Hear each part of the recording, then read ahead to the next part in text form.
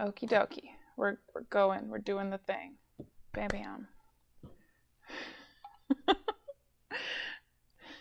Hello, beautiful people. My name is Amanda Zitto. If you are new here, I make motorcycle travel vlogs, how-tos, and general encouragement for you to get out and do the thing. And welcome to the Q&A live stream. We're a little bit overdue. I think the last one was over 3 months ago. So hello. We are here to celebrate, and I'm also here to answer questions about the upcoming cross-country trip. I will be doing 8,000 miles from Sacramento, California to Tampa, Florida in March. Leave date is coming up very, very quickly. There are a lot of things to do. Whew, everything's fine. Tonight we have Buffalo Trace and Coke in my awesome Ride to Food mug. Get lost, go ride, all the things. Hello, Scrambler Stories. Caitlin and Chris, hello. Falco is here. Beards, Bikes, and Camping is here. Joe, hello. Get her done. Hi. Wit is here. Oh, lovely. Oh, hi. Oh, Petty Nerd, hello. Hello. Oh, and Mom made it for a little bit on the stream. They're currently on their way here. They're on their way here from Bend, and it normally takes about 3 hours. My mom and dad are on their way here from Bend, and it normally takes 3 hours. So I said that we would try to hold out to see if they get here, and they can make a little appearance on the stream, but I make no promises.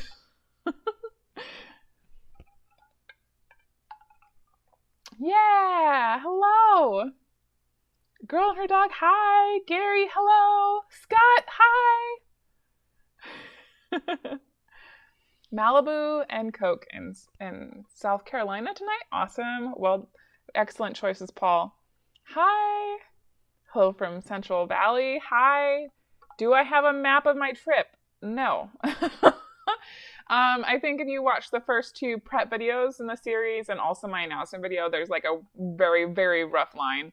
I do not share my exact route with the public before I do a trip for obvious safety reasons.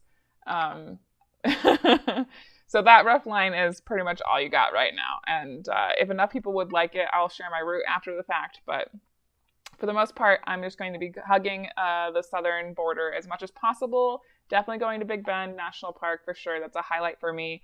And of course, I will be attending the Forgotten Angels camp out in Tampa. So that is my main meetup thing for the whole trip. So if you would like to meet me along the trip, try and aim to go to Forgotten Angels camp out in Tampa. I don't know the dates off the top of my head, but it's in mid-March in Tampa. Thank you so much for the super chat, Phrase32. I just wanted to say thank you that you have inspired me to come back to the sport after an 18-year hiatus. Bought a brand new 2021 Moto Guzzi V7 wow, can I say that? Centenario. I have only had 2 sips, you guys, to do some touring with. You're amazing. Thank you so much. Cheers. Thank you so much for the super chat. Joe, for the record, I don't check Facebook messages. So if it's important, please email me. Yay. Yeah, Jeff, wonderful. Where is the mug from? Ride to Food. So if you go to Ride to Food, I think it's just straight up ridetofood.com. She's also Ride to Food on Instagram. She's also on YouTube. Definitely go check her out if you haven't. Her name is Stacy Wilt. She manages this wonderful brand. I don't know how many of the red ones she has left, but I know she has some other cool camp mugs for sure. F.A. Wingrider, thank you so much for the super chat. We aren't able to watch tonight, but wishing you safe travels and super fun. Thank you so much for stopping by, and thank you so much for the super chat.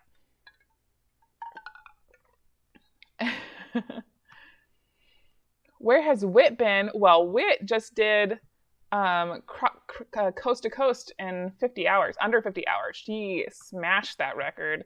If you guys are not following Wit Meza on Instagram, you definitely should be. She just smashed essentially what I'm going to take 2 weeks to do in under 48 hours. She's so cool. Yeah, hoping to see you at the camp out too. Tuning in from Newfoundland, Canada. Awesome. Finishing off my whistle pig. Nice. Excellent, excellent. What are we drinking tonight? Buffalo Trace and Coke in my Ride to Food mug. Yeah. Oh, thank you so much, Jeff. I really appreciate that. Hello from Ohio. Hi, Jay. Just stepping in, going through Central Texas. I don't know for sure, Ed. I mean, like, I'm gonna go down to Big Bend and then cut across the middle, but that'll be like in the span of 2 days. Not going to be stopping and doing a whole lot. And then what I am excited about also on the way back from Tampa, I'll be camping at like a llama farm, or at least fingers crossed I'll be camping at a llama farm. It's like one of the highlights. I want to do it so bad, but I haven't booked anything yet, so it's not like in stone, you know? Planning a 48 and 10 ride in July. That's awesome, Joe. I hope you have a fantastic time. I believe in you. You're gonna do wonderfully. Waiting for the 150cc ride from Wit. Yeah. Been too long for one of these. Yeah, it's been a little while, hasn't it?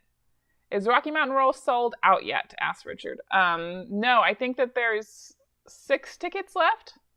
We're really close.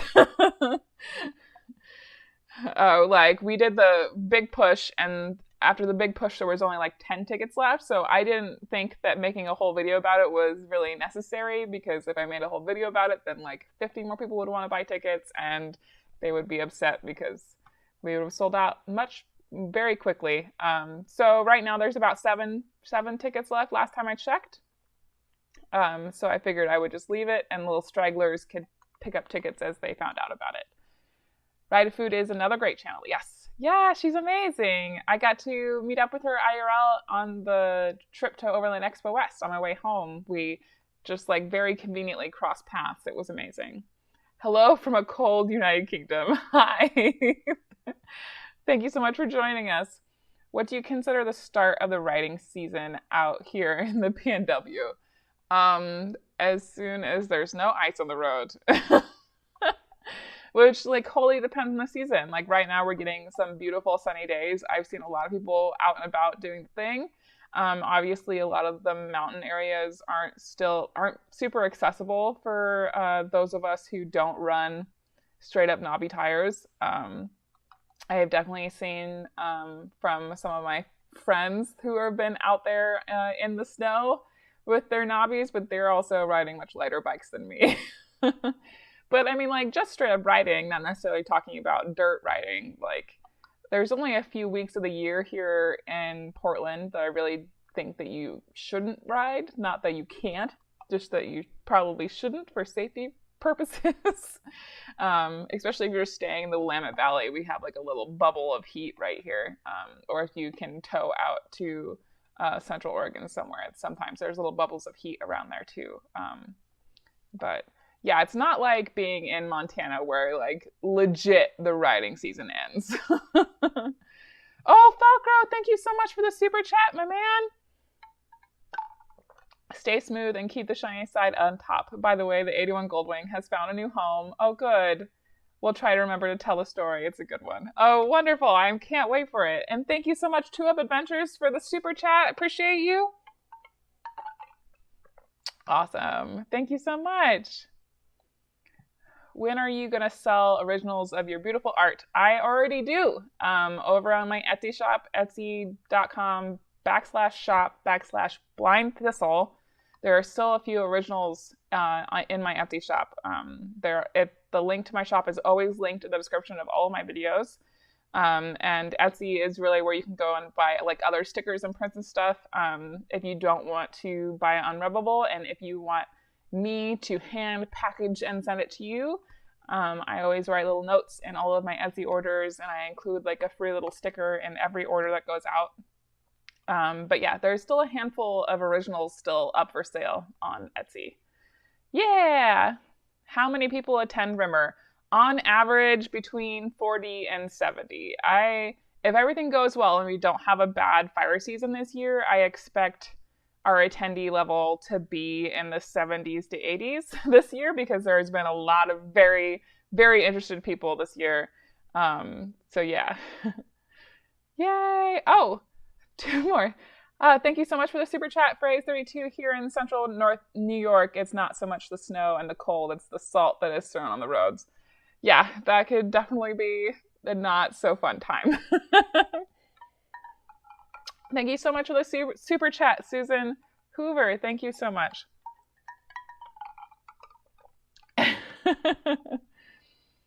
Okay, let me find back where the last question I was at here.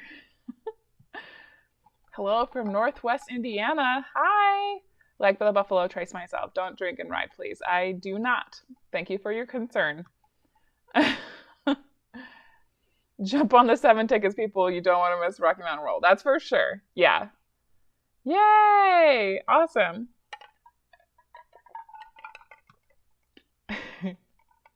Excellent. Do you get the pads and rotors changed? Did I get the pads and rotor changed from Paul?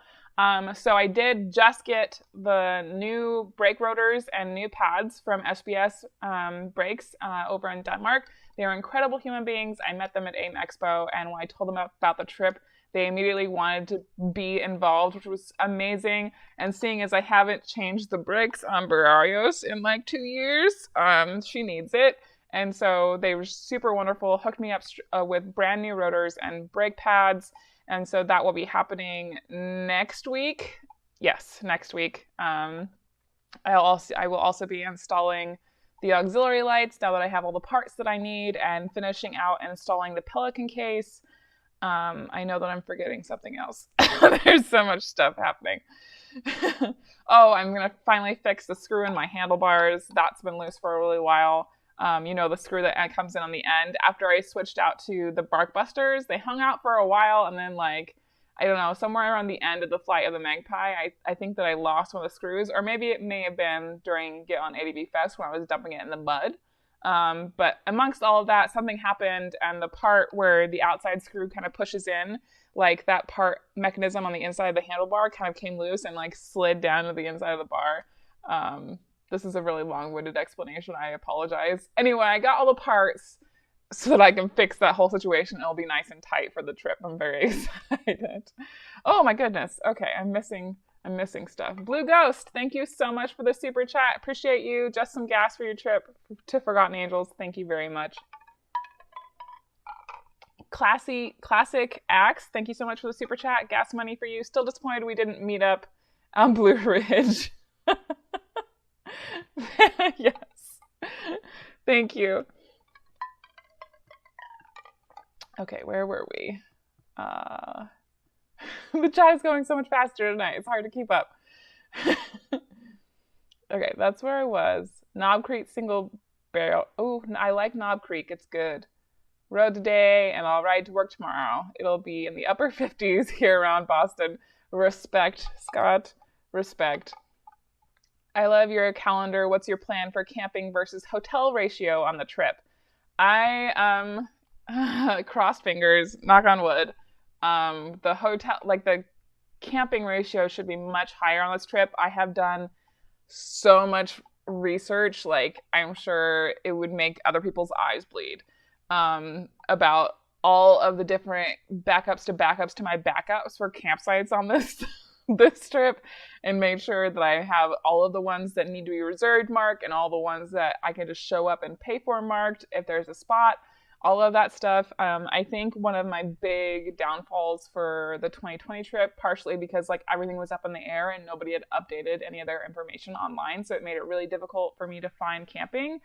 And I don't think that I had enough backups for my campsites planned. So when I went to whatever campsite I was going to stay at, and they were booked up or you had to reserve 2 days in advance, I didn't have a backup plan. And I think that's part of the reason I ended up at so many hotels, besides the whole running into the end of a tropical storm on the East Coast. That was a whole other thing. I think I would have ended up at a hotel no matter what in that situation. But all the ones, once I got past Georgia on the way back, all of those could have been avoided if I had had more backups marked on my map. So this year, I have, a campground marked on my map, every 30 miles. And, sometimes they're close together, sometimes they're farther apart. But dang it, this trip, I want to, at minimum, 50% camping, 50% hotel, but my goal is like 70% camping, 30% hotel. And I bought a Skyroam. If you guys aren't familiar with Skyroam and like the Solus lights, they're essentially like mobile hotspots. So I got this to help try to facilitate uploading content when I'm not near a cafe, or if I just don't want to stay at a hotel. That way I'm not staying at hotels purely just for the Wi-Fi, because I learned my lesson in Utah. Just because it says that they have Wi-Fi doesn't mean that it's not slower than what I could upload with just my phone. It was so bad. So I got that as backup for Wi-Fi. Yeah, this is my grand plan. Obviously, in the past, my great plans don't always go the way that I plan, of course. But I feel like I have done much more preparation in advance of trying to make up for whatever campgrounds I show up at that will be packed, or that you have to reserve 3 days in advance and they don't say that online, or all of that stuff. Anyway, that was very long-winded as usual. It's me. Oh, the 333, thank you so much for the super chat. Good luck, Amanda. Are you going to hit any sections of the BDRs on this trip? Not this one.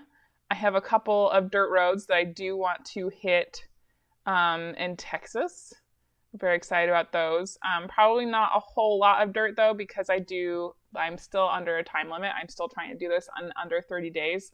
And it would be bad to be on the whole other side of the country and royally screw up my bike and have to figure out a way to get it back. Jim Hober, thank you so much for the super chat. Don't get lost. You have to be back for Rumor 7. Yeah, for sure. Thank you. What I was going to say about the BDR, though, is that am I going to say this online? Am I going to make it public? Oh, I don't know. In June, I am going to try being the key word, to ride 1,000 miles in a day and do my first iron butt. I have convinced the incredible Carrie to lead me on my 1K in a day. Partially because the last time that I got this close to doing 1,000 miles in a day was back in, oh my gosh, what was that, 2019? When I did 900 miles from Babes Right Out back up to Portland. And that was because I was following Carrie doing her umpteenth iron butt, and following her and keeping pace with her. And like, she has this wonderful schedule for breaks and blah, blah, blah. And it made it possible for me to do that 900 miles. And like, before that, I think my max amount of miles that I had done in a day was like 600 or something like that. And I just blew it out of the water. So now I have it in my head that if I follow Carrie, my likelihood for success like is increased tenfold. So I've convinced her to do it with me, and we're going to go to a little tiny town in Wyoming. And I had already planned like some of the dirt roads that I was going to hit through Wyoming on my way back. Obviously, I'm not going to do it in one day back. I'm going to take my time. And then the Wyoming BDR was released, and ironically, at least like 2 sections of dirt that I had already planned to do is a part of the Wyoming BDR. So that was just a happy coincidence. So I'll be doing at least a section of the Wyoming BDR in June. I did want to finish out the Idaho BDR this year, but a lot of my time during peak season is being taken up by other events and projects that I already agreed to. So I don't know if I'll be able to finish the Idaho BDR this year, but it will happen eventually. Thank you so much for the super chat, Danielle. Am I saying that right? Danielle. Center rides. Enjoy the camp out. Wish I was going as well. You are badass. Thank you so much. You're wonderful. You guys are awesome.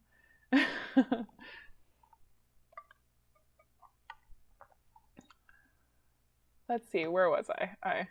I went off on a tangent and I totally lost my place.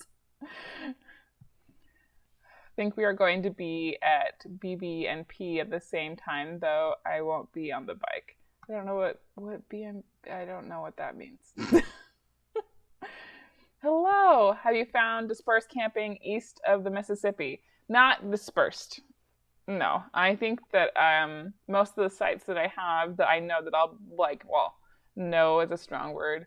Most of the sites that I have selected as backup sites, etc., are state parks. And then there's a couple of national parks. I can't remember what state that was in.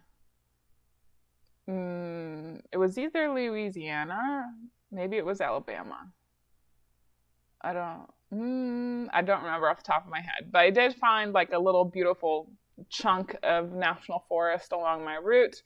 So I have a couple of backup spots there. I don't know necessarily if it's exactly dispersed camping, but there are a couple sites that are free and a couple sites that are cheap and paid, that'll be within my budget, so that's okay. But yeah, a lot of state parks, a lot of state parks. Because they have since updated their website, so it's a lot easier to tell if it has to be reserved or if you can show up and pay, which of course is preferred for me because I have no idea how far I'm going to get in a day, you know?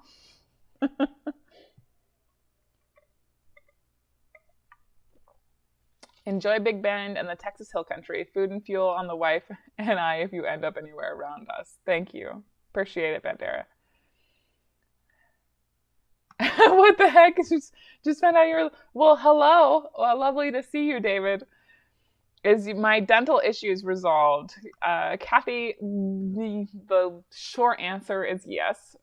For the meanwhile, there's a longer plan that I have to deal with my dentist, but it's going to take like a whole 2 years to get taken care of. But for right now, everything is fine. And we're at a place where I can safely go on this trip and not worry about, quote unquote, knock on wood, not worry about my dental emergency. Viewing from the Boeing factory floor. That is so cool. No, REI is not expecting me back. I am still full-time on YouTube, still don't have a regular old day job. This is my job. And it's a full-time job, for sure. Am I going to have a different seat for the iron butt? Stock seats make me feel like I went 3 rounds with Tyson. Probably not, David. I don't know why, but like, I don't really have a problem with the seat, you know? Like, if your butt hurts, that means you should stop and stretch. I don't know. I'm going to do an iron butt sometime this year also. Looking forward to the saddle sores. Yes, for sure. Yeah. Hello. How often do you stop when you ride 1,000 miles a day? It's just a matter of like a lot of short breaks. I think when I did it with Carrie, obviously I stopped like 100 miles short of like, cause she kept going to Seattle. Am I still on? Did I freeze? No. Okay. Anyway, when I did it with Carrie, we stopped, I think it was just like gas stations, every fuel fill. And so, oh God, maybe every 200 miles. Doesn't sound right. 175 probably, because I don't think I was down to empty every time we stopped, but definitely 2 hours. I don't think we stopped every hour. Definitely every 2 hours. But like, I think the matter of is less about the amount of times that you stop and keeping those stopped to like a very succinct amount of time and not like dilly-daddling. Dilly-dallying? Words are cool. Just trying to make sure that the stops that you do make are nice and short and succinct and to the point, and that you're not wasting time. So we would stop and take snack breaks while we were at the gas station, because I was really worried about keeping up my blood sugar, because that's a problem for me. And so while I was eating on a bar or like a taco bar, because I really like the bison and cranberry bars, those are my favorite, I was also doing stretches while chomping on the bar to make sure that like no part of my body got like super stiff, if that makes sense. What websites do I use to find campsite? Lots of them. Onyx Off-Road is, of course, my go-to normally because it shows you what the property boundaries are, like whether it's public or private, or if it's state land versus federal land, BLM, Forest Service, all of those things. So I normally upload my route to Onyx Off-Road, and then I follow my route and I find all of the public land areas, whether that's state or federal, along my route, and then I will search like that specific kind of property, whether it's state, like I'll search that state park and figure out if they have campgrounds or not. Most of the time, Onyx Off-Road has marks for campgrounds on the map, but sometimes I have found, especially for like BLM sites and Forest Service sites, if you search that Forest Service, yep. If you search that specific Forest Service like area on the Forest Service website, sometimes campgrounds will pop up that aren't marked on the map. And I definitely have to like search the state park once I find it on the map to get the further details about that campground, whether it has to be reserved or not, that kind of stuff. But I definitely I start by uploading my route to Onyx Off-Road, and then I follow my route and I look for all of like the public land along that route. If I need to, if there's not enough public land like state parks, Forest Service, BLM, that kind of stuff along the route, or national grasslands, then I will hop over to like Google Maps or something else to try to find like private RV parks. But I don't generally like staying at private RV parks because they're a little bit harder to tell like what the quality of the campground is going to be, if there's going to be somebody on site, if they actually have working facilities or not. I have found over the years that information is kind of all over the place. So with private RV parks or private campgrounds, it's hard to tell what you're going to get until you show up. So I try to stick to like state parks and like stuff that I know what I'm getting myself into, kind of stuff, you know. What am I looking forward to the most from this trip, and how do you feel it will be different from others you've taken? Wow, these are great questions, you guys.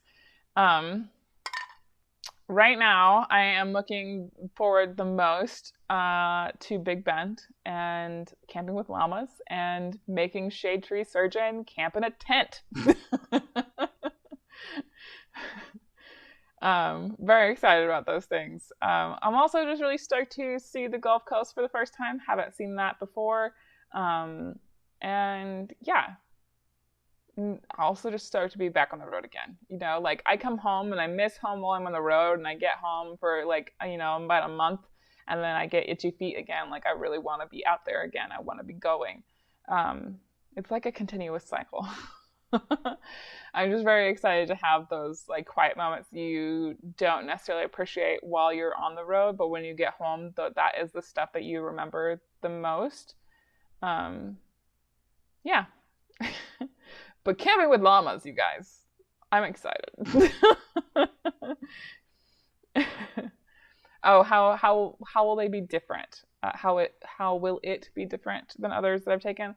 Well, it's super early in the season, but I have done early season camping. Like when we did the Cab Dirt, that was also in March, back in 2019. So I'm not unfamiliar with the temperature drops and fluctuations in the desert, in the south, in the summer, in the early spring or in March.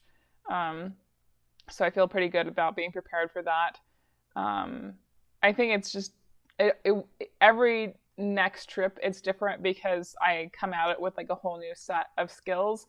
I think I am continuously improving on like with my filmmaking, getting better about taking you guys along for like all of the details of the trip, getting better about capturing stuff as it's happening, but also just like every trip you learn a new lesson, you know, and every trip evolves because you have different gear. So you have to learn how to deal with that different gear. And there's definitely a lot of different gear for this trip for sure. So all of that stuff kind of molds around it and makes every trip different, if that makes any kind of sense.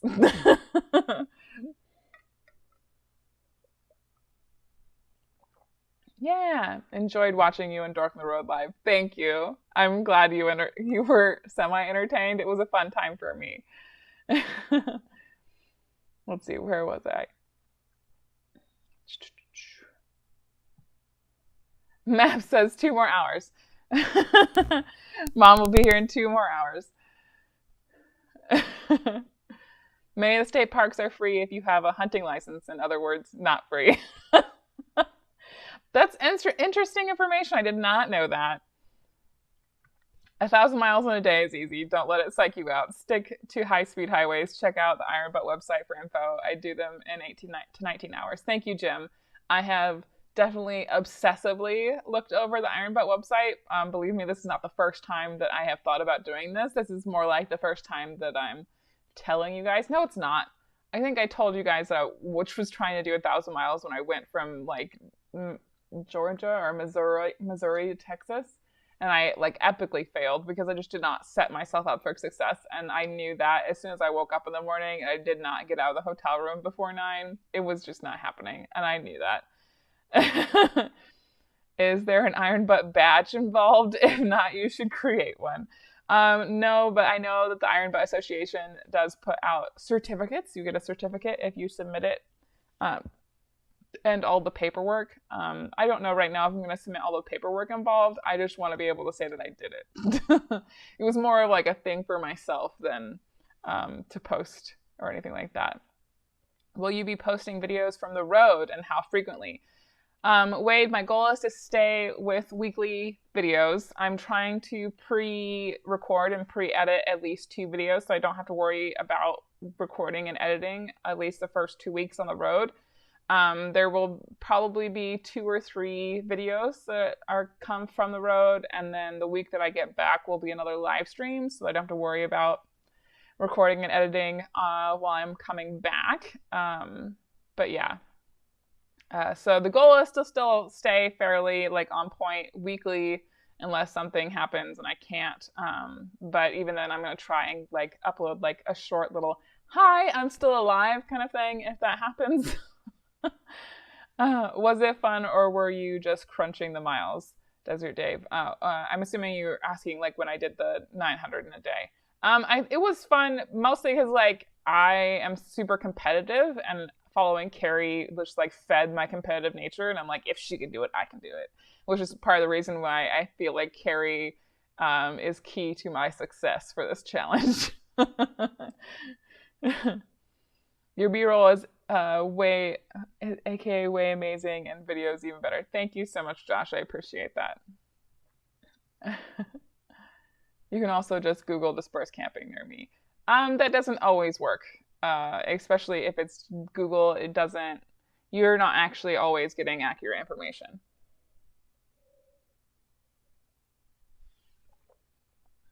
Hi. Got my rumor ticket. Oh, wonderful. Beard bags and camping. That's awesome. Scott, we don't know. We could hang out long enough for Mom to get here. We're trying. Other people on the road slowed us down. Oh, sorry, Mom. Don't trust the state park websites. I've gotten to the gate only to find that the park was closed for the season due to, oh yeah. Most of the state parks websites that I was referring to like already have updated information surrounding the C word.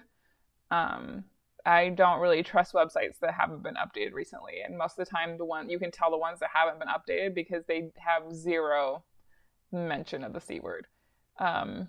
No swimming in the Gulf Coast. The ocean is like bathwater warm. I don't know if you noticed that I don't swim much. Looking forward to meeting Beard Bikes and Camping at Rimmer 7. Yes! I'm so excited. That's amazing. Does my significant other ride a bike? No, he does not. If you go to New Orleans, you only need a Go Cup for gear.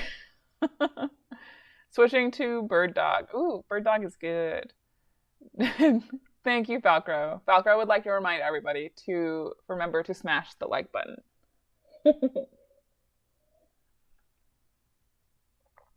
Haven't ridden or even washed Odysseus since we got back from Rocky Mountain Roll. It's so sad, David. Oh, poor baby. Yay, Scrambler Stories. Nice. Yeah, I've never submitted my Iron Butt paperwork, but I have it if I ever want to submit it. Doing it is the fun part. Never desired for a certificate, for sure. Crunchy Ham, thank you so much for the super chat. Cheers, my man. Hey, hello from Oklahoma. Excellent. Thank you. And that one is done, and we're moving on to the next drink. And it's only 30 minutes in. I'm going through these a little bit fast. Let's see, where was I? Yeah, don't trust Google. Yeah, all caps for sure. Make sure to take Highway 90 from NOLA across MS Coast through Biloxi. We have 26 miles of white sand beaches, plus I-10 is super boring. Yeah, my goal is to avoid the freeway as much as I can.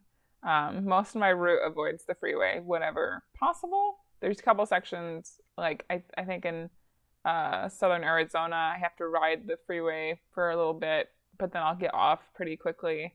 Yeah, I think most of my route is secondary highways this trip. Fingers crossed. Part of the reason I ended up on main highways so much, especially the second half of the 2020 trip, is because I was literally running out of time.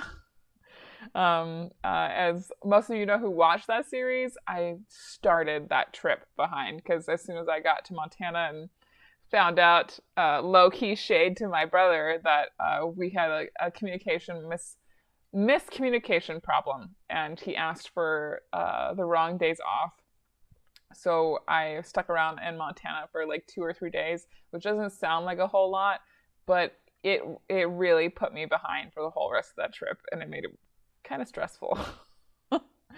This time I'm not starting with anybody. I'm going to be trucking from Portland to Sacramento in one day, dropping off the truck, unloading the bike, and I plan for a day, just a whole day, to like unload the bike and park the truck and get all that stuff set before I leave Sacramento, and then head south. A couple of friends will be joining me for a little bit on the way out of Sacramento, and then I'll be on my own for most of the trip. I think I'm going to meet up with a couple of close friends at a couple of camping spots on the West Coast, but then for the most part, once I hit east of Arizona, I'm going to be on my own, which is how I kind of like it. I'm stoked to be able to see some of these close friends because it's been a while since I've got to see them in person, but I enjoy traveling by myself a lot. And there's a good reason for that, because not a whole lot of people understand my moodiness when I'm on the road. Like, I am enjoying it and I am very happy, but I am pretty moody and my moods kind of go pretty drastically up and down, and there aren't a lot of other people who understand that and can deal with me, which is why, like, Gary, my brother, who has known me my whole life, we travel really well together because he understands my moodiness, and like if I snap, it's because I'm hungry or all those kinds of things. And trying to find other people who understand that is very difficult, and it's just easier to go by myself. What is the one splurge item you plan on taking on this trip? Oh my gosh, I have so many splurge items.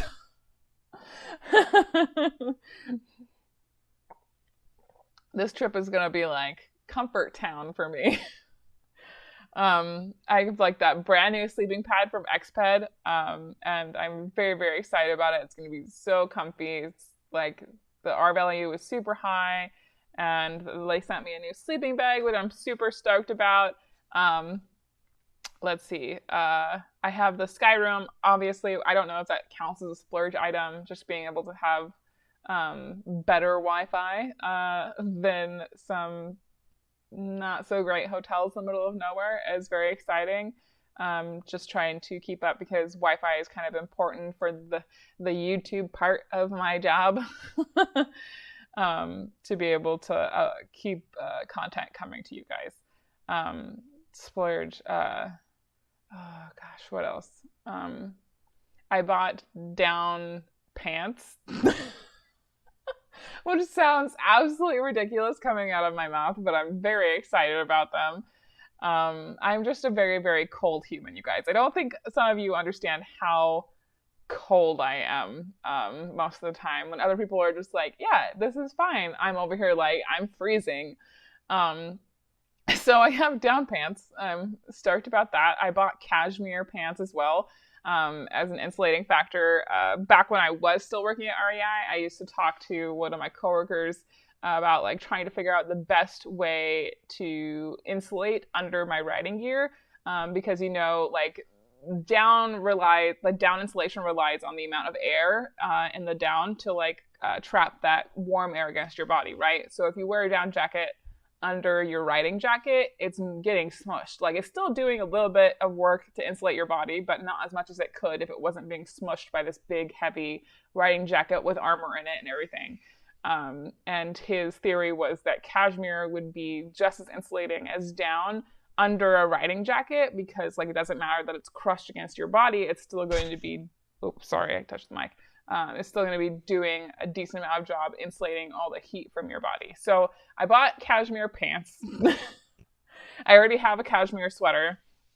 And on the trip to Overland Expo, I did test like the cashmere top, and it really does do a really wonderful job of insulating your body heat. Like I had like a synthetic base layer, a merino wool layer, a merino wool layer, and then that was backwards. I had the merino wool layer, and then I had the synthetic like heated base layer that I have, and then I put cashmere on top of that, and then the riding jacket, and it was so toasty. Like as long as it wasn't like below like 40, 38, it was amazing.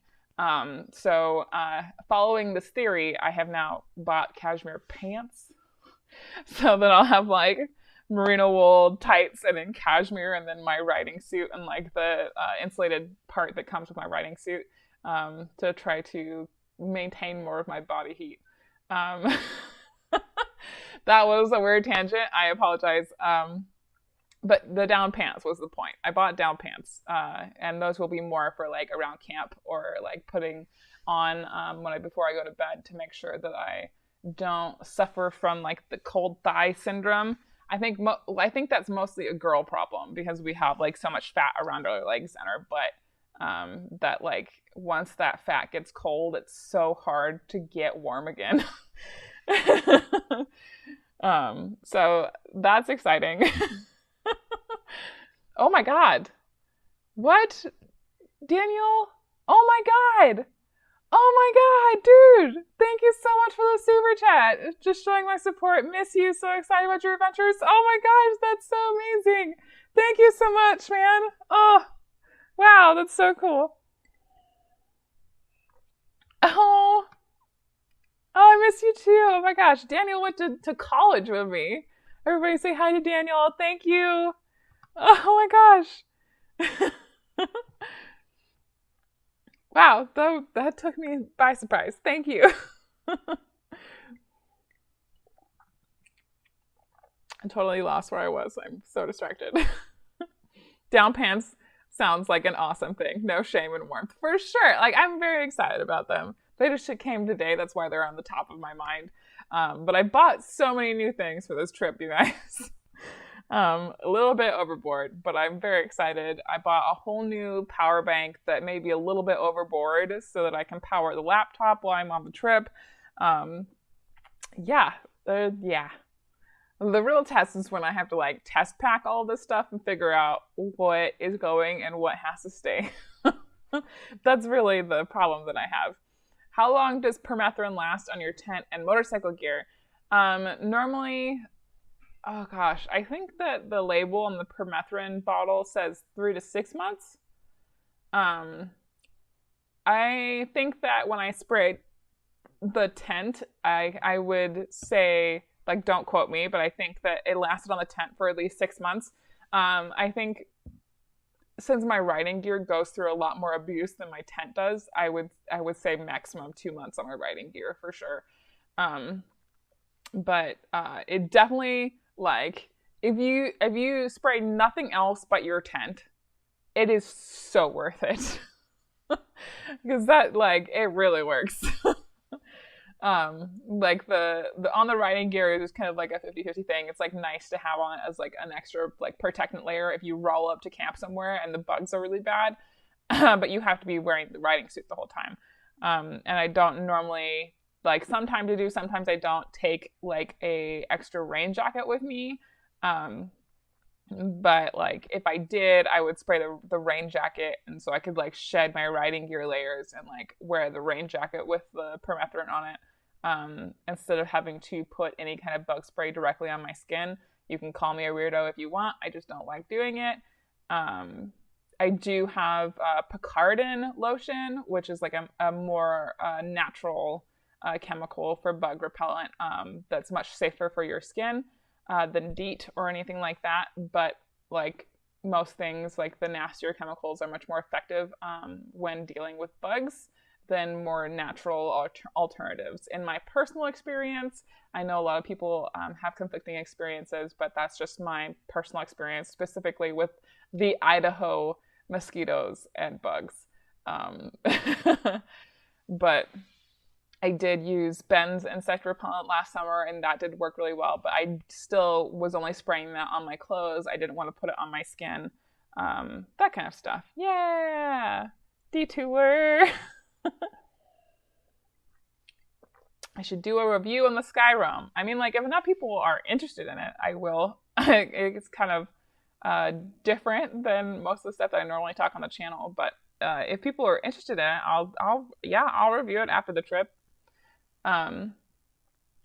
It hit 48 inches last week here in the western part of Wisconsin, and people were in shorts. Yeah.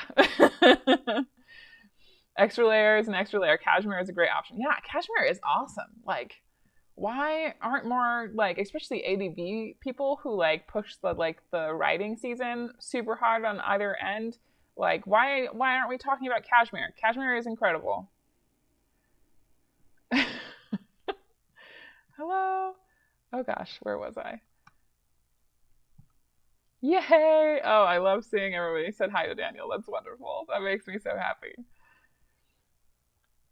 Halfway through the rain, usually, yeah. When it comes to heat while riding, Gerbings, I like my mobile warming. I don't like to be plugged into the bike, and I have used mobile warming since 2018. I think they belong to somebody else now, like as their umbrella company. But I think if you Google mobile warming, it still comes up as that name, and I enjoy it very much. And I have bought so many batteries for it that I'm thoroughly invested in the brand, and I will not be switching anytime soon unless somebody wants to gift me the heated base layer from Gerbing and like 6 batteries. Yay, Windrun Therapy! I'm stoked to get to meet you two. I'm planning a trip of my own out west from Chicago on my CVO. It would be the first time on my own. As a woman, I have concerns. This world is crazy. Stay safe. Please have fun. Quantum Leap, I hope that you have a wonderful time. Just be smart, trust your gut, always know your outs, point your bike outward, never in, so if you have to leave in a hurry, you can. Basic stuff like that. But I cannot stress enough how important it is to trust your gut. If you like pull up to a hotel and you park it outside and you don't feel comfortable, don't stay there. Yeah. Any sign of spring up here yet? No. Well, no, we got sun. Organization and packing are critical and create sad decisions. Does that just mean sad decisions because you have to leave stuff behind that you thought you were going to be able to bring? If you're merging to off, would permethrin be a good alternative? I'm not sure if I understood that question. I don't know. Yeah. I'm not a fan of spraying stuff on my skin either. Just gross feeling, and I'm sensitive. Although I didn't realize you could use it on clothes. Yes. Yeah. Especially permethrin specifically, because it's kind of a nasty chemical. You don't want it to be in contact with your skin anyway. So you can hang it up in a well-vented area and spray down your clothes, like leave it to dry for 24 to 48 hours, and then you're good for a couple months. And that stuff works. 90 miles if I don't trust maps online, says Mom. I think Dad has his foot in it a little bit. I'm like Amanda, I can only do long distance alone as I get into modes, so to say, but hope to see you, Rimmer. Yeah, for sure, Jim. We understand each other. Tempo works very well on spiders and is very safe, labeled to use in hospitals and kitchens. Yeah, but I'm not so worried about the spiders as I am about mosquitoes and ticks. Cashmere is also spendy. Goodwill can be a good spot to find it from time to time. I did buy the cashmere pants brand new because I couldn't find any used. But the cashmere tops that I have, I got all from Poshmark, which is like essentially an online thrift store. You're buying used gear from like the people directly who are selling it. So sometimes it's easier to find like fancier brand name stuff on Poshmark than it is at a Goodwill. Like you're more likely to get what you need in a faster rate on Poshmark than you are like doing Goodwill hunting, unless you're doing Goodwill hunting like on the regular and you know when they do dumps. Especially here in Portland, man, there are so many people who like prowl the Goodwills for like the higher end stuff like cashmere and like Patagonia and like that kind of stuff. That it's almost impossible to luck out on that kind of stuff in the Portland area. So Poshmark has been my go-to for getting used gear like that. Like a lot of my Arc'teryx and a lot of my Patagonia stuff is bought used off of Poshmark, and my smart wool stuff, like I think almost all of my merino wool stuff is secondhand off of Poshmark. I do have one Patagonia fleece that I bought while I was still working at REI. So I still got the deep discount because I was an employee. I got here late. This trip is it going to be all hotels until Tampa, or are you camping along the way? The goal is to do like 70-30, like 70% camping and 30% hotels. That being said, that is a goal. Hopefully it will be 50-50, like at most. But yeah, I definitely I have worked very, very hard to try to make sure that there will be much less hotels this trip than the 2020 trip, for sure. Do you ever feel like you need a larger bike for travels? Not really. Like, I have done so much work to Briarios to make him meet my needs that anytime I do ride a larger bike nowadays, I am just missing everything that I've already done to Briarios to make it meet my needs, you know? I did get to ride the Africa Twin while I was in LA, I think, in November. They let me borrow the Africa Twin just to get around town.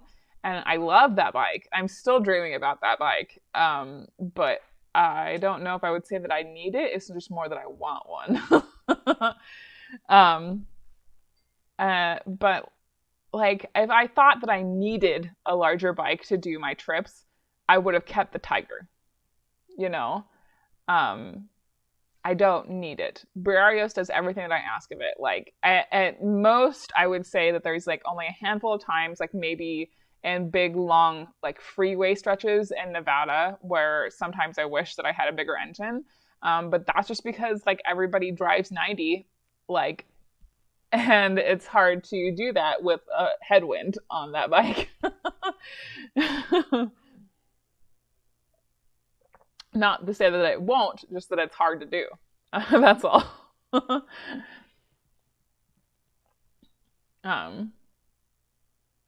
Sad to leave things that make life more comfortable. Yes, yeah. Hi, Anita. I hope that you can make it to Rocky Mountain Roll. That would be awesome. Do you ever get nervous before you go out on a several-day ride? I did make a whole video about my travel anxiety, and most of the time it isn't actually like the day before. It's more like the day after I've left, if that makes sense. So like the time leading up to a trip, I'm just stoked. I'm so excited because I have a very active imagination, and leading up to a trip, all I can think about is all of these incredible things that I've planned, and it's going to be amazing, and I'm going to be able to camp in this incredible location that I've like dreamt about for months. And then I leave, and like, so the day of, like, I left and I'm on the road, and then I get to where I camp for the first night, and that's when my anxiety hits in, and I'm like, why did I do this? I could have waited. I could have done like twice the amount of mileage tomorrow, and I could have been at home for a whole other day. And it's like weird, really like not logical thoughts, but that's kind of like who said anxiety was logical. But that's normally when my anxiety hits in, is like the first night of the trip. Once I've left and I've gotten to my first location is when I deal with most of like the like why did I do this thing like thoughts. And then once I make it through that night and I go on to the next day, it normally clears up and I'm fine for the whole rest of the trip. But yeah, like I do get nervous before Rocky Mountain Roll, but that's purely because, like, from an event organizer standpoint, I want everybody to have a good time, you know, and that's most of where my anxiety comes from. Right before Rocky Mountain Roll is just like I really want everybody to have a good time, and I feel like it's wholly my responsibility to make sure that everybody has a good time. But that's about it. Yeah. Whew. Are you sure it is not the other way around? I don't know what we were referring to. Sorry, I'm behind. 70-30 is the goal. Yeah. Excuse me, but did you name the bike after a character from Appleseed? Yes, Daniel. Oh my God. Yes. The quick explanation for Briarios' name is that his full name is Briarios Hecatan Carries. And he was my first bike that was fully fuel injected with a digital dash and everything. And so the joke was that he was my new cyborg boyfriend. Because at that point, I was like obsessed with Appleseed. Like I rewatched like the like 3 of the movies like over and over again. I can't remember who was making fun of me about it. But Briarios is the main male lead in that series. And it just kind of worked together because in that series, Briarios has like a system in his head like installed because he's a cyborg called the Hecatan Carry system, which makes it so that it can manage multiple systems at one time. And the Hecatan Carries were also titans, like Greek titans with 100 arms. So it just kind of fit into like my Greek theme that I have for a lot of my other bikes.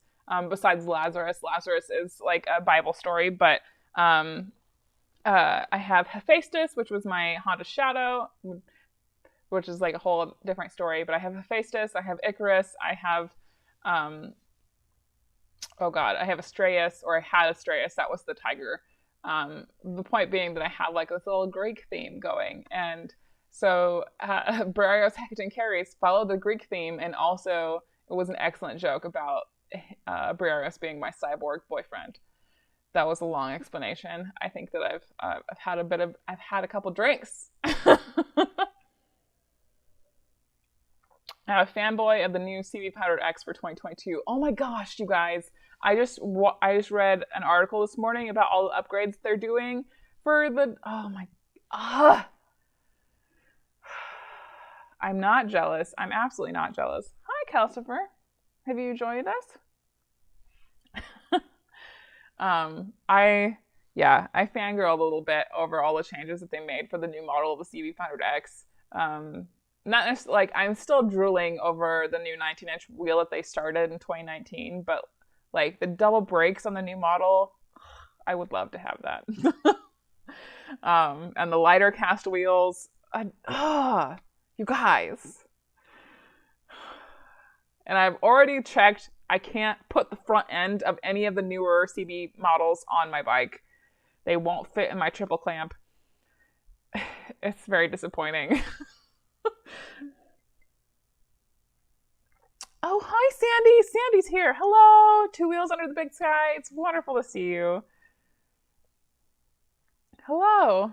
Commercial fisherman here from the state of Louisiana, and Skin So Soft from Avon works as mosquito repellent for me, and 90% of everyone else that I've given it to might want to try it. Hi. Fun fact. My mom is an Avon lady. So I'm very familiar with the Skin So Soft oil trick. We used to rub the walls of the trailer down with Skin Soft oil to keep the spiders out of the trailer.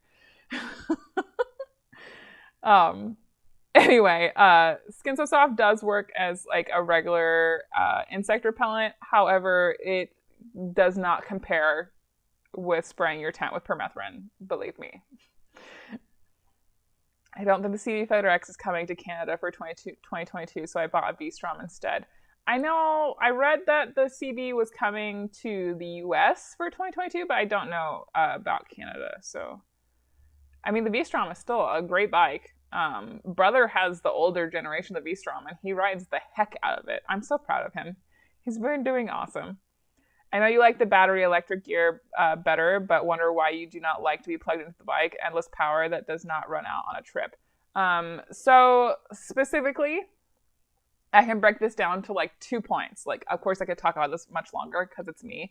But the main 2 points of why I don't like being plugged into the bike. One, every time I get off the bike, I get tugged with the wire because I forget to unplug. I always do. I had plugged in gear for about a year, and I never got used to it. I always got off the bike, forgot that I was plugged in, and got tugged. And it started to fray like the ends of the plugs and that kind of stuff, and it would have failed eventually because I just always forget. Number 2, if you have battery-powered gear, it means that you can run it in your tent, okay? So part of the reason I have like 6 batteries is because that will last me 3 to 4 days. And I can wear that heated gear while I'm sitting and making food. I can wear that gear if I'm in my sleeping bag at night and it gets cold for a little boost of heat. I can wear that gear while I'm setting up and breaking down the tent if it's really cold. That like battery powered heat is so much more versatile than being plugged into the bike. Like, yes, it's much more convenient to have endless power and not have to worry about batteries or charging them and that kind of stuff. However, the versatility of being able to use that heat anywhere is much more valuable to me as a cold person. Yeah, I should never be nervous about Rocky Mountain Roll. You got that nailed. Thank you, Richard. I appreciate the vote of confidence. Thank you, Steve. How is your wrist when it comes to long trips or when it gets cold? So when I get up into higher elevations, or if the temperature drops like more than 2 degrees in the span of an hour, my wrist does still swell up, which sounds hilarious thinking about the fact that I broke it at the end of 2018, so it's been a few years. But I think that's just a matter of having like a broken bone. It's just like that injury will be with me for the rest of my life. So when I go up into like high mountain elevation and come back down, I don't know if it's just like air pressure or what it is. I'm sure it's also because it gets colder at the top of those mountains and then you come down, but my wrist just swells up. And if it drops like 2 degrees in the span of an hour, my wrist will swell up, all those kinds of things. It's not like to the point where it's like super painful and I can't ride. It's just an annoyance, and there's definitely a lot of inflammation that's happening in my wrist, which is part of the reason that I end up getting the throttle lock to try to assist and give my wrist more of a break. I've tried riding with wrist braces before, and they help to a point, and then they start hurting in other ways. If you've ever tried to ride with a wrist brace before, I'm sure that you understand, especially the ones that have the plastic piece in there, which is what I need because I need the support. Like after a while, then like wherever the little pieces in the wrist brace are pushing on your skin, that part starts to hurt instead of like the little bone in your wrist, and it's kind of a 50-50 whether it's worth it. So I'm hoping that the throttle lock will help a lot during this trip so that I can give my wrist a little bit more of a break, especially towards the end of the day when my wrist is just irritated from being like in like a different position for most of the day than it is accustomed to. Of course, like if I'm on the freeway for a long time, I don't sit like this. Like I throttle on and then I kind of like move my arm so I'm not like this, because that definitely irritates my wrist. I try to be pretty conscious of what position it's in. I hope you're enjoying all my long-winded comments. Do you see this cat? I don't know if it's too dark for you guys to see him, but he's just being super cute. Oh, yeah. He's enjoying the sleeping bag right now. A few of you guys who have been with me long enough to know that I have this Rumple blanket. It has become his blanket now in the office. It's on his cat bed.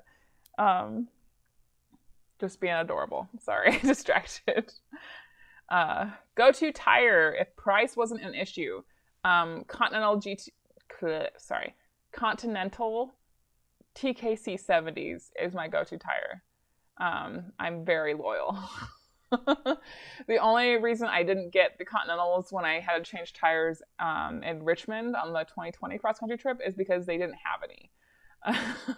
I don't even remember now like what I ended up with. I think it was like the Anarchy Adventures or something like that, Michelin's.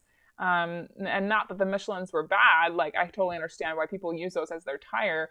However, it was so loud on the highway compared to the Continentals with like the same amount of tread, essentially. Like, it was so weird. So I was very, very happy to switch back to the Continentals again on ADV Fest. I switched back to both Continentals. I did install a Shinko 805 for the Idaho BDR just so I would have a little bit more chonk in the back on the bike, which like I still think it was worth it. And I have used like the Shinko 805s on the Tiger before. Totally fine tires as long as you're doing a lot of dirt, but they do wear down really quickly on the highway. And since I do it's very 70-30, like 80-20 for me, like the higher end being on the pavement, that it's not always worth it for me to have like bigger knobs on my tires if they're going to wear down super fast. Woo! Oh, Daniel, thank you so much for the super chat. I have to bounce, but I'm so excited for you and can't wait to follow your trip. Good luck. Be safe and see you on the road. Thank you so much, my man. Cheers.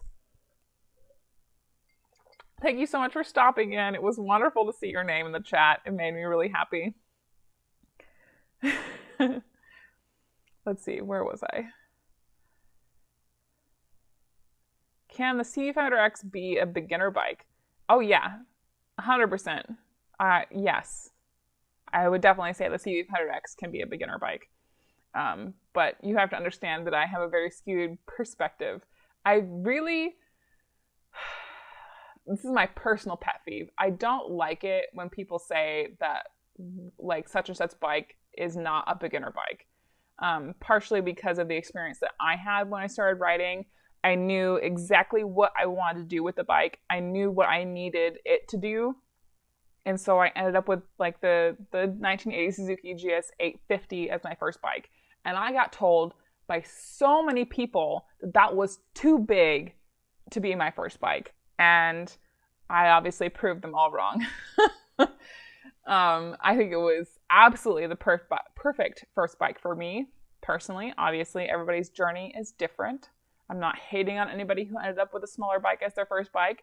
I am just saying that when you tell somebody that that's not a beginner bike, you should wholly be taking into account what they want to do with that bike, what their riding goals are. Like, if they know that their whole goal is to be doing bigger, longer trips, like, immediately, you shouldn't tell them that they should get, like, a 200cc bike, okay? I get a little fired up about that. Thank you so much for the super chat, Rick. Enjoy your channel. Just found it a couple weeks ago. Well, thank you so much, and welcome to the Magpie family.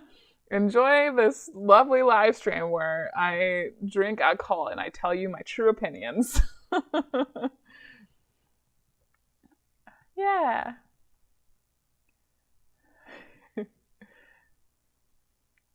Lindsay, hi! I am still alive. Wonderful.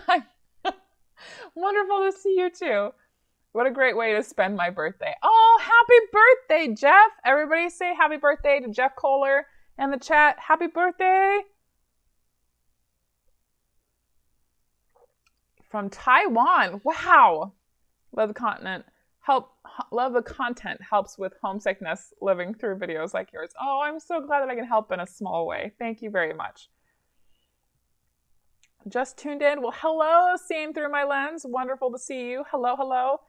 You're going to love the Atlas throttle lock. I have a video coming out soon. Thank you so much. I'm very excited about it. I had a long conversation with the gal who co-owns Atlas at Overland Expo West, and she's just like, her and her husband are just the sweetest human beings. I got to see them at AIM too, and I got to meet her husband, and they're just the sweetest people, you guys. They're a small family-run company, and they just go out of their way to help the moto community, and I'm so happy that I got to meet them in person. I did pay for my throttle lock, for the record, out of pocket. They did not give it to me because I genuinely, I'm super stoked about that product. Do you have any issues with burning oil in hot weather? We have a 2016 500X with 16K miles, and it always seems to drink oil in higher temperatures. Turk, I would double check your coolant, because that sounds like a radiator problem. Like your engine isn't cooling itself properly. I know that I rode around on that bike for a while with like the fan smushed into the radiator. But definitely make sure that you're keeping up on your coolant, man, and then try to narrow down the problems from there. My bike is at I think it's at 40K now. Yeah, I'm at 40K, and she doesn't eat oil. And I've been in some hot temperatures. I'm not a long distance rider such as yourself, but even on shorter rides it helps. Yeah, thank you, Wind Road Therapy. I did 2,300 miles while at Sturgis, and the lock helped tremendously. Yeah! What sleeping pad would you say is the most comfortable that you have used? Ooh, backpack guy. Okay. This is an excellent question. I think this wholly depends on the R value that you need, depending how warm you sleep. If you're a cold sleeper like me, the XPED XP9 that I used all of last season was incredible. The down mat 9, because the R value is like 8+, and it was so nice. My only gripes about it was that it was like the medium width and not the medium wide. So a couple times my arms would end up off of the mat and that kind of stuff. But oh, Robert, thank you so much for the super chat, my man. Cheers. Oh, I'm running out of drink. Thank you very, very much. Now we're just down to my tiny bottle of Easy Rider. We'll put that in the Ride to Food cup. Man. Anyway, getting back to the sleeping pad question. The XPED Down Mat 9 is my favorite right now. They just sponsored the cross-country trip and sent me their new sleeping pad. The name is escaping me right now. Oh my goodness. I talked about it in one of the prep videos. I don't remember if it was the last one or the one before. Oh no, it was the last one. The last prep video, I talked about the new sleeping pad that I'm super, super stoked about. I think the R value is like a 7 or something like that. It's not quite 8 or something. What is that? Oh my gosh, it's going to kill me. XPED something 8R. Is it the down mat? I don't think it's not. No, Dura 8R. Yes, XPED Dura 8R. Because XPED just overhauled all of their backpacking mats. So I think the new version of the Down Mat 9 is the Dura 8R. And I'm super stoked about it, and they were really kind, and they sent me the medium wide, so none of my arms will end up off of the mat. And I'm super stoked about that. But I really don't think that you could go wrong with like any of the XPEDs. I also used to have the XPED SidMat 7, which was the first time that I got a whole night's sleep on any sleeping pad was with the SidMat 7. And the only reason I stopped using it is because when I went to Babes Are Out, they had star thistles all over the area that we were supposed to be camping, and it punctured my sleeping pad.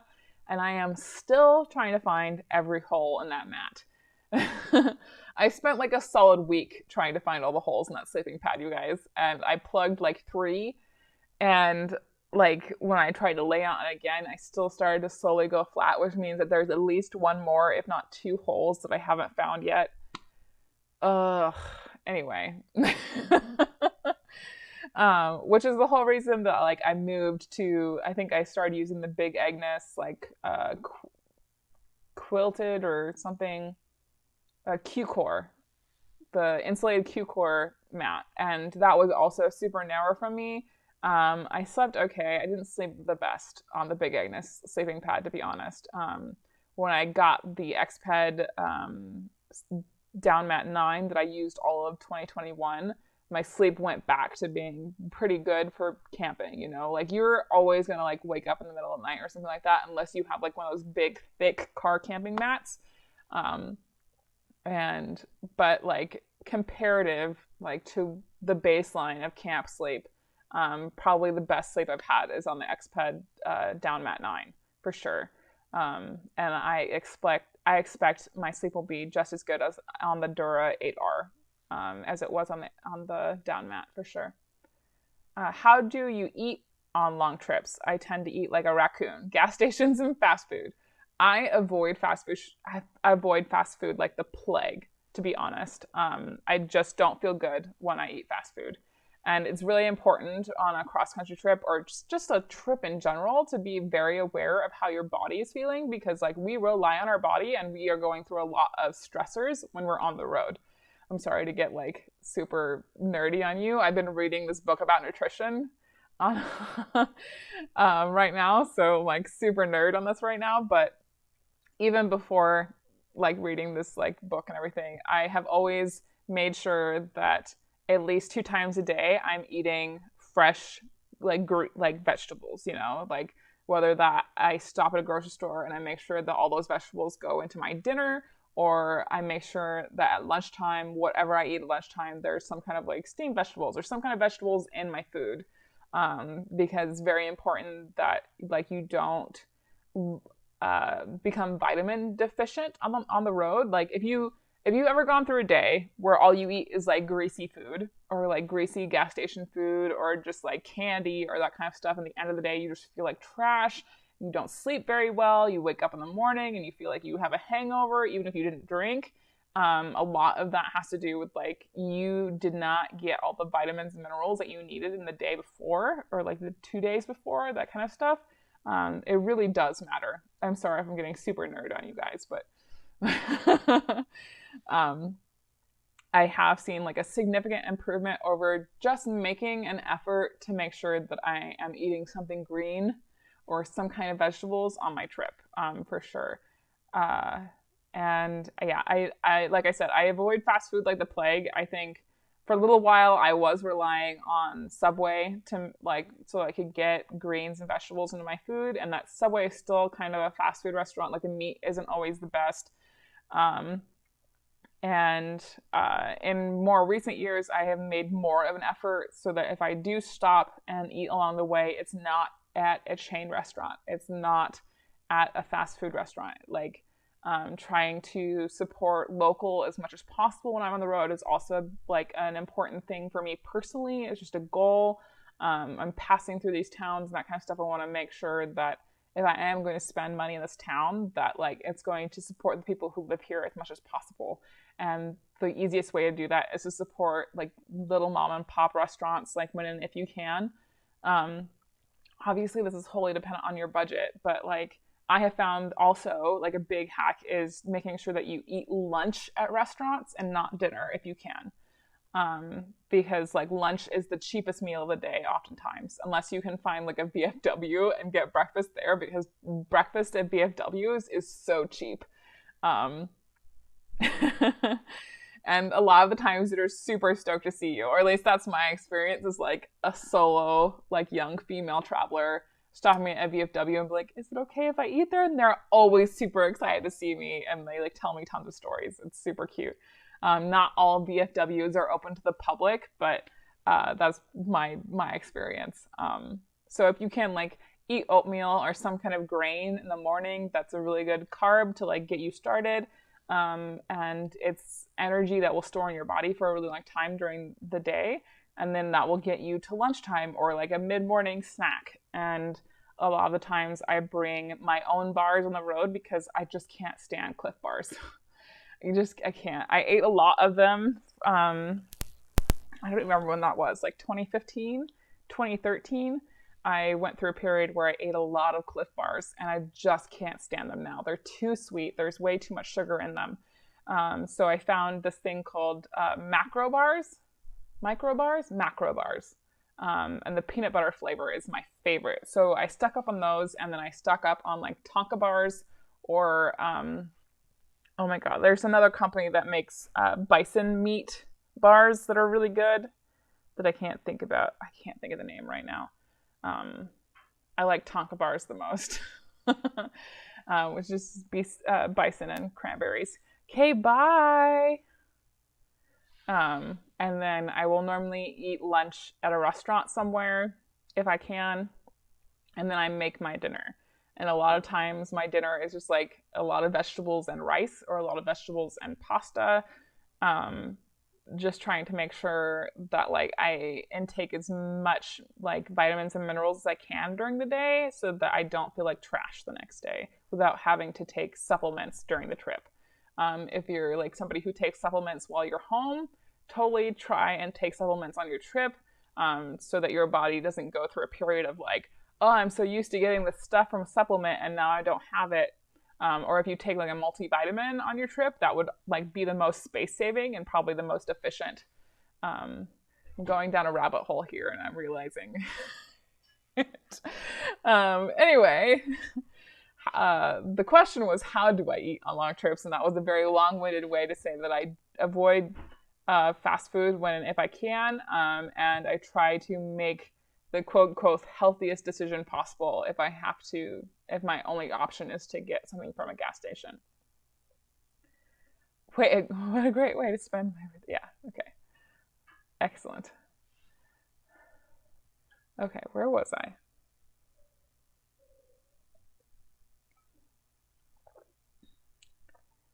Do most of the motorcycle bloggers know each other? I have seen several of you making guest appearances. I wouldn't say that all of the motovloggers know each other, but I feel like people who are in a similar niche just end up kind of knowing of each other, as a byproduct of having to do research in our niche to figure out what's doing well and what's not. I knew For the Love of Knobs, Chris and Nathan, before they made their YouTube channel. I've known them since like 2013, 2014, maybe 2015, I can't remember. Around that area is when I met them because of Torque Bunches here in Portland. So I knew them IRL before they even made a YouTube channel. And Dork in the Road was totally a side effect of people telling me that there was another like motovlogger doing ADV things in Oregon. And like that's how I like kind of started watching his content, and then eventually we're like, we should like meet up and hang out and do content together. I think I started following Stacy Wilt on Instagram, and then she made her YouTube channel and I shared it, and she was like, thanks for sharing. And I was like, you're awesome. You're making great content. Just like keep up on it. And we just kind of naturally became friends because we have a very same attitude towards life, I think. And I met like Jess and Doodle and like those kinds of people because like we were in a similar niche, and I started following Doodle early on, like when she was still just doing riding updates, like as she learned how to ride, and I'm like, this is awesome, you're doing incredible, and that kind of stuff. So I think it all comes like pretty naturally, like you're either already following each other or you're like that kind of stuff, and then it's like, oh, we're both content creators, and like we both can bond over the experience of being creators on YouTube and all the stuff that goes along with that. That's kind of hard to talk to about people who haven't experienced that before. And so it kind of naturally bonds you over a shared experience that's not super common, if that makes sense. If you are short or smaller, 500 cc's. If you are tall, it doesn't matter as much because tipping over isn't such an issue. That is when I will say learning 1 foot down is a very important skill. I wouldn't say that I'm tall, but I wouldn't say that I'm short either. And Lazarus is definitely taller than Briarios is, my CV500X. And I just naturally learned to 1 foot down. Like nobody taught me, nobody told me that was what I was supposed to do. And so my funny story is that when Doodle started like posting about like, why did nobody tell me about 1 foot down? And I was like, I just thought that's what you naturally did when you rode a taller bike. I didn't know like it was something to be told about. But I think that was just a fluke, honestly. Probably a side effect of riding horses and having to get up on a horse and hop on 1 foot to get up. It is official. I'm old. Did the math, Stacey. Jeff, I don't think that makes you old. Like, my grandpa is much older than that, and he was still riding. So, when do you leave on the cross-country trip, says John. I leave the first week of March. We're coming up on it real fast. Cool that you got to meet them. I've communicated with Jason from customer service, and he helped me out tremendously. Yeah, like the people at Atlas are incredible. Recommended waterproof spray on the Rainfly. Boomers on two wheels, are you asking about like, do you need to like waterproof, like do you need to seam seal your tent, or do you just need to waterproof, like re-waterproof the outside of your Rainfly? Because if you just bought your tent, and it's already seam sealed, it should have plenty of waterproofing on it right now. If you have an older tent, and you want to re-waterproof it, I highly, highly recommend Nikwax, like Nikwax. Highly, highly recommended for sure. It's the best brand out there. I did like a poll amongst all of the REI employees when I still worked there, and Nikwax is the best. But there's also, like, if you're worried about the seam sealant on your tent, if it doesn't have any kind of seam sealant, and you can tell if you look at the seams on your Rainfly and there isn't kind of like a transparent like strip along the seam, you need to seam seal your tent. And that's a whole other topic. But the basic answer for your question is Nikwax, Nikwax. Is your past rides and videos, are there any events that stick out in your mind that you didn't record but really wish that you had?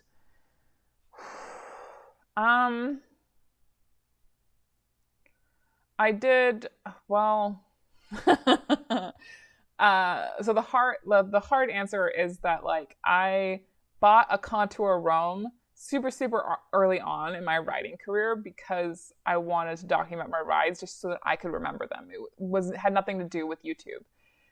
So I had a trip that I did in, it was either 2014 or 2015. I think it was 2014. Where I went from Portland to like Great Falls, Montana, and like down to there's this ghost town in Montana called Elkhorn and back. And I had so many incredible interactions with locals on that trip.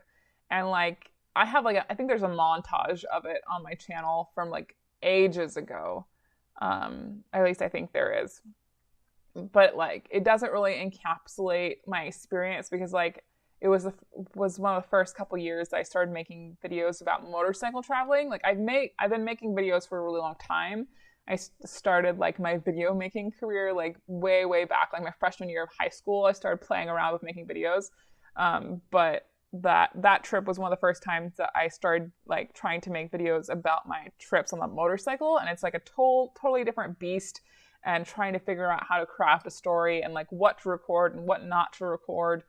So I really wish, like, if I could, I would go back and like take all the skills that I have now about like crafting story and recording these trips, like, and do that trip with it. Because like when I stopped at Elkhorn Ghost Town in Montana, I had this incredible interaction with this local who was so cool. And I really wish that I had more documentation of that.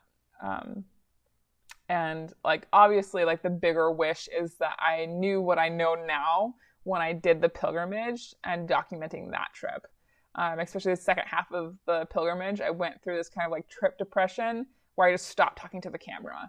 And now if I do go through like mid-trip depression, I just know to push through it. And I still talk to the camera because I know that I will want that later.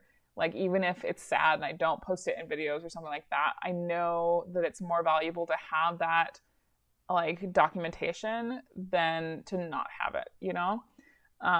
So if I could, I would absolutely go back and refilm the pilgrimage and like give myself the skills that I have now. But yeah. Can we see more on the motorcycle mover? One of my incredible subscribers sent me the money to buy that motorcycle mover. Okay. It's so cool. I included it in the video to show that I finally put it together because I ordered it back in November and I finally put it together this last month in January. So I included it in the video just to prove to that wonderful gentleman that I did put it together, that I am using it. I didn't even think that anybody would want to know about it. So I'll try in the next video to leave a link to the exact one that I have. I think it's from Harbor Freight or something like that. It was super easy to put together. Note that if you do get one, that you should strap the bike down. It makes it way easier to move the thing around. Hey Amanda, sorry I'm joining so late. I'm planning my first big trip to this year and I'm thinking of buying a laptop so I can edit on the road. How feasible do you think that is? As long as you have like $2,000 to buy a laptop, totally. I mean, like, that's totally subjective. It depends on like how intensive your edits are. When I decided that I wanted to buy a laptop specifically for making sure that I could do video editing on the road and doing all that stuff, because the tablet was just not cutting it. And I feel like sometimes I am a little more intensive on my edits than most people are.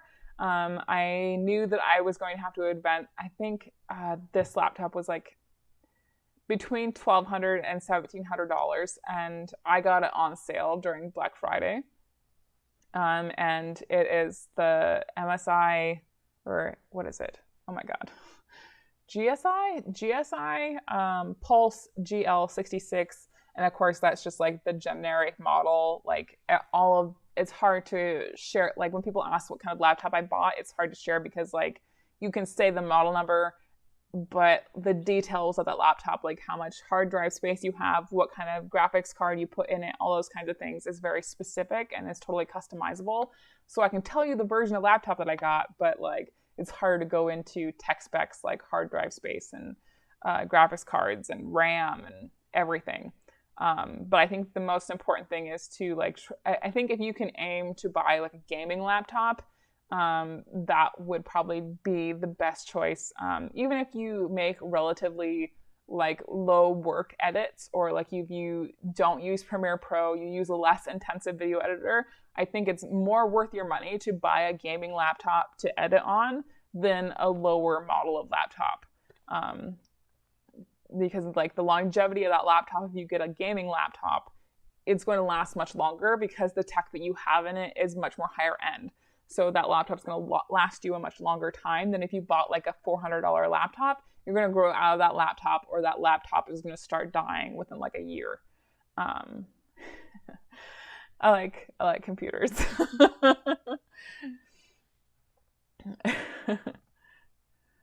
Love your channel and your journeys. Always happy to watch your videos. Great luck on your upcoming adventure. Thank you so much.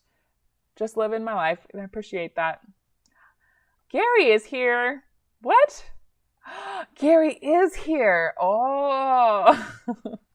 How much water does your new water system carry compared to your old hydration pack? I would have to do some math because I think the new one is a gallon. And I can't, off the top of my head, I don't know what like gallons to liters are, because my old hydration pack that I used to wear on my back was like 2.5 liters.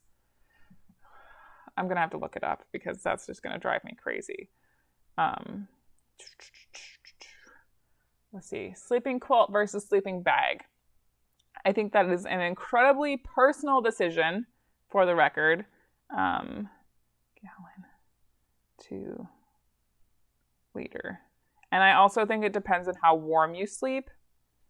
Oh, okay. So my I have that stainless steel container in the Moto Jug system that I upgraded to. It's actually more than my backpack. Like this says 1 US gallon is 3.7 liters of water, Mom says she's 45 miles out. She's an hour away. Can we hold out until Mom gets here, you guys? That's like a whole other hour. Can we make it? I don't know. Anyway, so the Moto Jug, the new stainless steel water container that's going to be my new hydration system, is more water than my backpack. So that's awesome. That's cool to know. I love everybody saying hi to Gary. That's awesome. Soapy water and spray bottle for leak detection. I am aware of how to find a leak in a sleeping pad. I worked at REI. I don't know how many times I can say that. It's just when they're super tiny, they're a lot harder to find because you have to put a lot of pressure on the sleeping pad to make the bubbles. Yeah. Gotta put the air mat in the redneck hot tub to find the leaks. Maybe I'll bring it to Rocky Mountain Roll this year, and like 5 people can step on it, and maybe we'll make enough pressure so I can find the other little holes. Second time to see you do live. Keep the wind at your back. Well, thank you so much, Mighty Good. Excuse me. Always struggle with balance between capturing content and enjoying the traveling, for sure. That is totally a struggle for like content creation. I am aware that I relive my trips so much when I get back, and it helps so much with like post-trip depression that like I capture as much as humanly possible because I know that it will be worth it and it will last so much longer. Have you ever tried sleeping on a camping cot? I use a Helinox, very light. Packs down small, expensive though. So right before the 2020 trip, I bought a Thermarest camping cot to test it out to see if it would be worth the space. Obviously, the Thermarest camping cots do not pack down as small as the Helinox. Like the regular Helinox cot packs down the same as the Thermarest one does. The one that I was looking at was the Helinox like 1 Light or something like that. It's the much more compact one. It comes down like this big. Versus the regular Helinox cot and the Thermarest are more like this big, and they're just too big for the duffel that I put on the back of the bike, and I didn't want the cot to be loose on the back of the bike for somebody to steal. And my experience is that most backpacking cots are just not wide enough for me. I end up with my knees or like my butt or my feet on a rail, and it wakes me up in the middle of the night because I normally sleep in kind of like a fetal position on my side. And if it's just a sleeping pad on the ground, it's not a big deal because my knees just kind of hang off the pad just a little bit, but they're still out in the air. They're not on the ground, that kind of stuff. Hi, Calamity. Hello.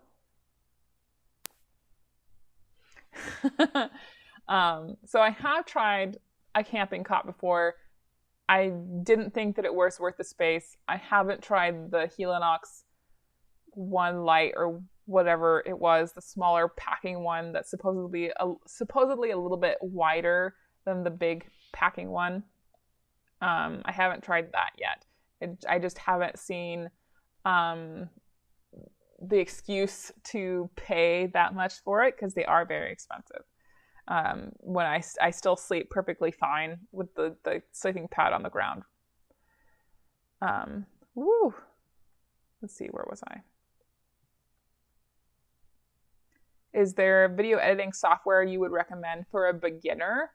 I think no matter what video editing software you get, you're going to have a learning curve. So I always suggest like just start with Premiere Pro because you'll be so much happier if you decide to like get better at editing. Like the growth that you can do in Premiere Pro is so much bigger than if you start with a more dumbed down editing program. This is just my opinion though, as somebody like I started editing in high school, like I said, and I started with more dumbed down editing software and then had to move to Premiere Pro pretty quickly because I outgrew it really fast. I wanted to do a lot of other things that you just can't do in simpler editing programs. So I always suggest people start with Premiere Pro and like get over the learning hurdle quick And then you can grow with that program, because like in a lot of more basic editing programs, you can't color edit. You can't do a lot of fancy things with your text. You can't animate text if you want to. All those kinds of things. You're just kind of stuck with whatever that program can do.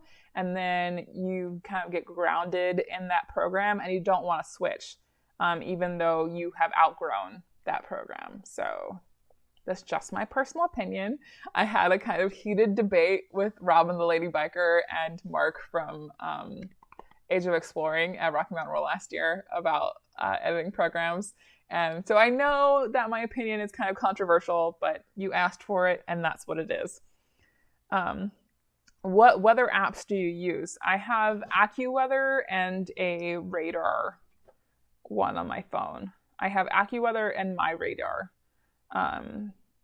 That's what's on my phone right now anyway. A little more intensive on edits than most of others. Your stuff is movie quality compared to any of us. Don't thank you, Beards, Bikes, and Kevin. You're very kind. Got a Dell G15 this year. Super happy with it. I run Resolve with 0 problems. That's great. That's great. How scary was it to quit your job and do this full time? It was stressful just because everything around that experience was super stressful. Like, it was very upsetting to have to deal with being called a liar because the third-party company was like, oh my God. Yeah. It's a whole thing. I made the video about it just so I could get it all out because a couple people asked me like what happened. So that's the only reason I made the I quit video and explained in detail what happened and why I quit, because it didn't feel like my decision. But I did honestly think that it was just for a couple months. My patrons would come up and help me, which, by the way, if you're a patron and you're in the chat, thank you so much. I cannot express my gratitude for you guys. Oh my God. But I honestly thought it was just a couple months until I felt better, and then I would find another job. I didn't wholly accept or anticipate that I would be able to just continue doing this, because I didn't even think at that point that I was making enough money to support myself just off of this. But it's just been kind of a fluke. I picked up some wonderful sponsors who have been able to supplement my income from Patreon, and Google AdSense picked up a little bit, not a significant amount. Do not think that I'm supporting myself from AdSense, because I'm definitely not. It's definitely my patrons and my sponsors who are making this possible for sure.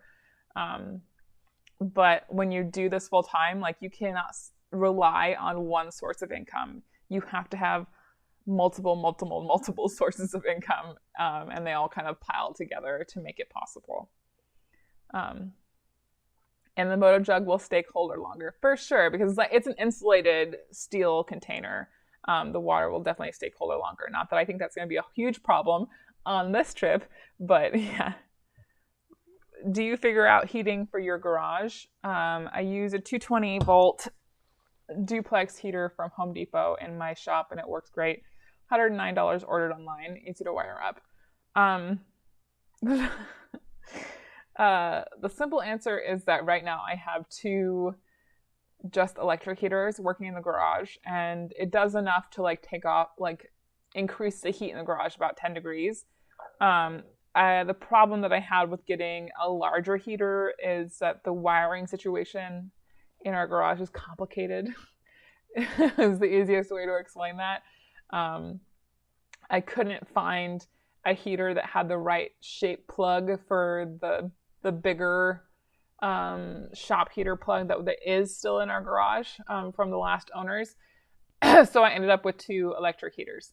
I do firmly believe that if I insulate the garage door and do one of those fill-in things in the bottom to close up any gaps where heat is escaping on the bottom, that it would help a lot. So that's my next goal, is actually just insulating the garage door before I try to tackle anything else with the heaters. How do I send you $500 to buy a nicer tent?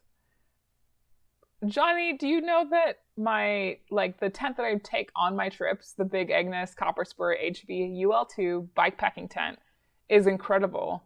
And also, it was $500 when I bought it. This is not the tent that I take on my trips, by the way. Excuse me, I need to drink some water.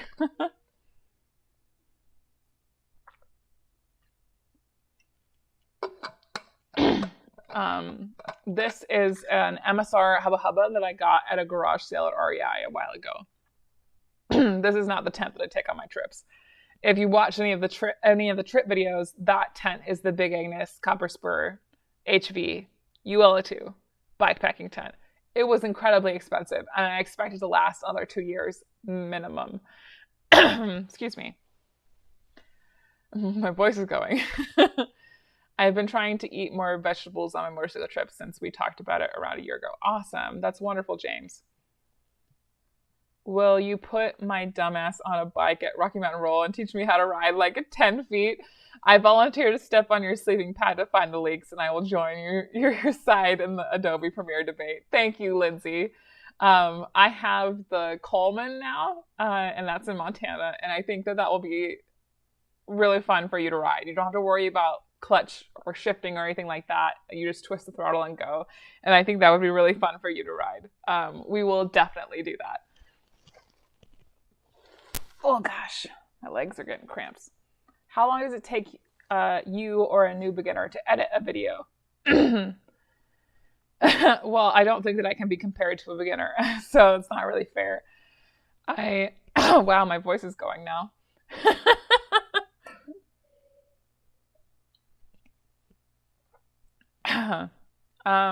It normally takes me, like, the vlogs that everybody really enjoys watching, that normally takes me 22 to 30 hours to edit, depending on how many cameras are involved. I normally have the big camera, my A7R2, and then I replaced the A5100 with a ZV-1 recently, and then 2 Osmo Actions and the Insta360 camera, and then the drone. So it's a lot of footage to have to deal with. And most of the travel videos that I do, I'm definitely dealing with at least 5 cameras worth of footage. And shuffling through that, and especially the Insta360, dealing with 360 footage takes a long time, no matter who you are. So the videos that I have that are like a lot of 360 footage, those definitely are in the 30-hour range for me. And if it's just a talking head video, like if I'm just talking in the garage, or if it's just like a trip prep video, I can normally get those done in 6 to 8 hours. Yeah. It's hard for me to tell you like how long it would take a beginner to edit a video, to be honest, because everybody has their own like way that they like to edit. So what are your thoughts on the V6 Cheesebrook motor? I don't know what you're talking about.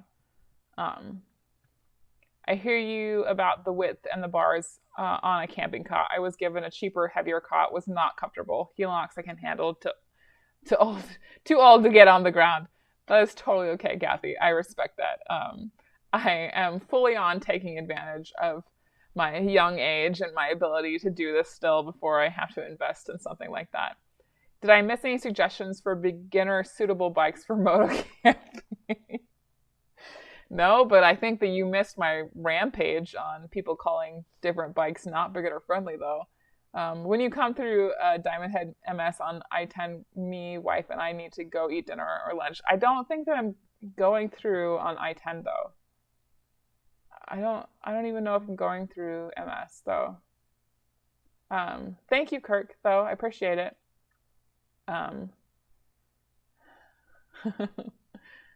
Yay! For your heat, you can make a patch plug to go from one style plug to the other if the insulation does not do it all. Heat. Patch plug to go from one style plug to the other. I'm not 100% sure what you're talking about, Jeff. Sorry. You should be able to have someone switch the plug on the wall to a different style. Oh, for the garage. Sorry. There are several shapes of 220-volt plugs. Oh, that's good to know. Thank you. Hi, Dork in the Road. It's wonderful to see you. Everybody say hello to Dork.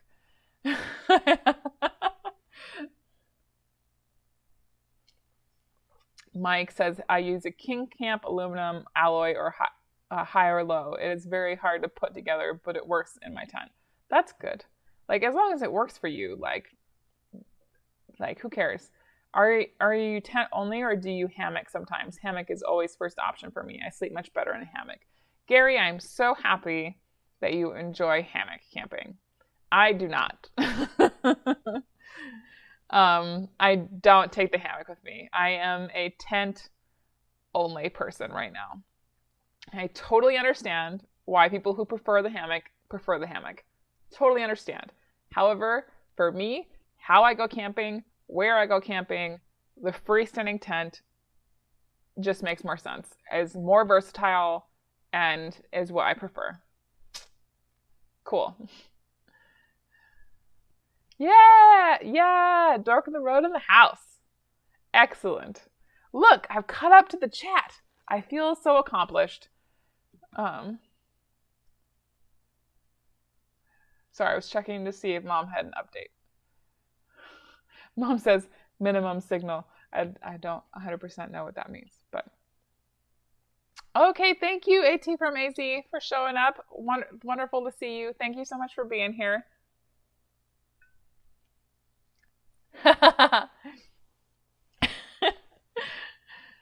Hammock campers are fanatics about the hang. It's true. I think it's funny that I as a general observation, in different kind of camping forums and that kind of stuff, it's always hammock campers that are trying to convince tent campers that hammock camping is the best. I have never seen a tent camper attack a hammock camper over tent camping being the best or anything like that. It's kind of funny. Where not enough trees need a tent, for sure. What products do you use to add USB 12-volt chargers to a bike? Do you have to upgrade your bike's battery stator or to handle the load from all your camera gear? The Tall Asian. Oh my gosh, I can't remember the brand that I used. I did install a USB and 12-volt plug on Briarios. Don't quote me because not all bikes are this way. However, most newer motorcycles that are fuel injected tend to have a little bit of an excess from the stator that your stator is producing more juice than your battery needs to recharge. So there's normally a little bit of an excess juice on top that will allow you to install auxiliary or accessories. That includes auxiliary lights, that includes heated gear, heated grips, chargers, and those kinds of things. I know that newer models, the CB500X, do come with a micro 12-volt or whatever they want to call them, so that you can plug USBs in that way. I had to install a aftermarket one because I have the 2016 model.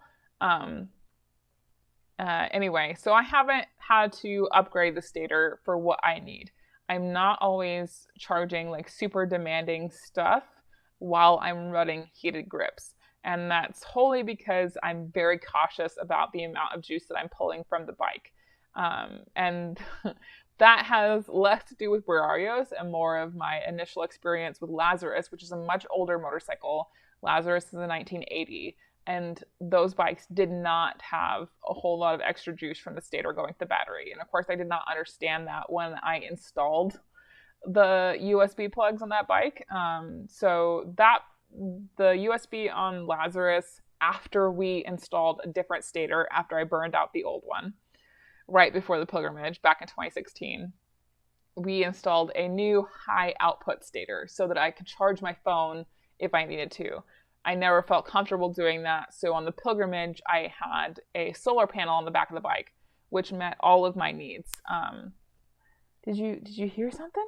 Did you hear something?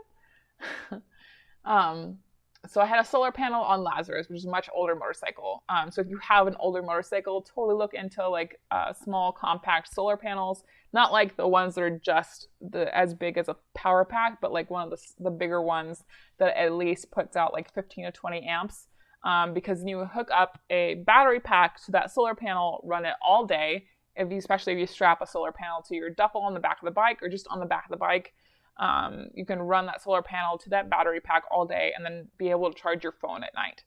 I have obviously a lot of camera batteries, but I also carry a lot of batteries. So I can cycle through and not worry about running out of batteries, because like just for my big A7R2, I carry like 6 to 8 batteries for that camera. I have like 4 extra batteries for the ZV-1.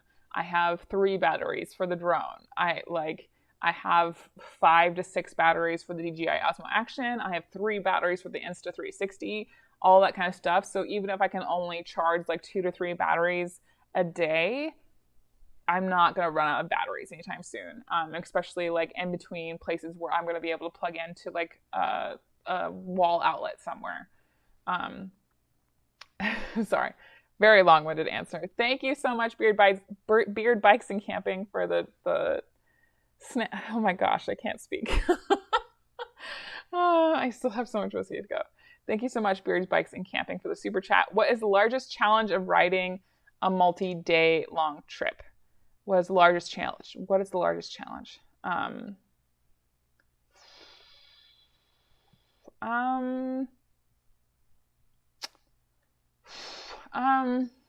That's an excellent question. Being away from my partner is a huge challenge. No.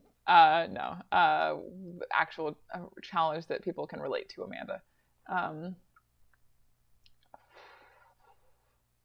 I think just like managing everything. I don't find trips super stressful, just because I enjoy the reduction of the stresses to very specific things. Like, you are in charge for keeping your bike running, finding shelter for the night, feeding yourself, and getting to the next point on your trip.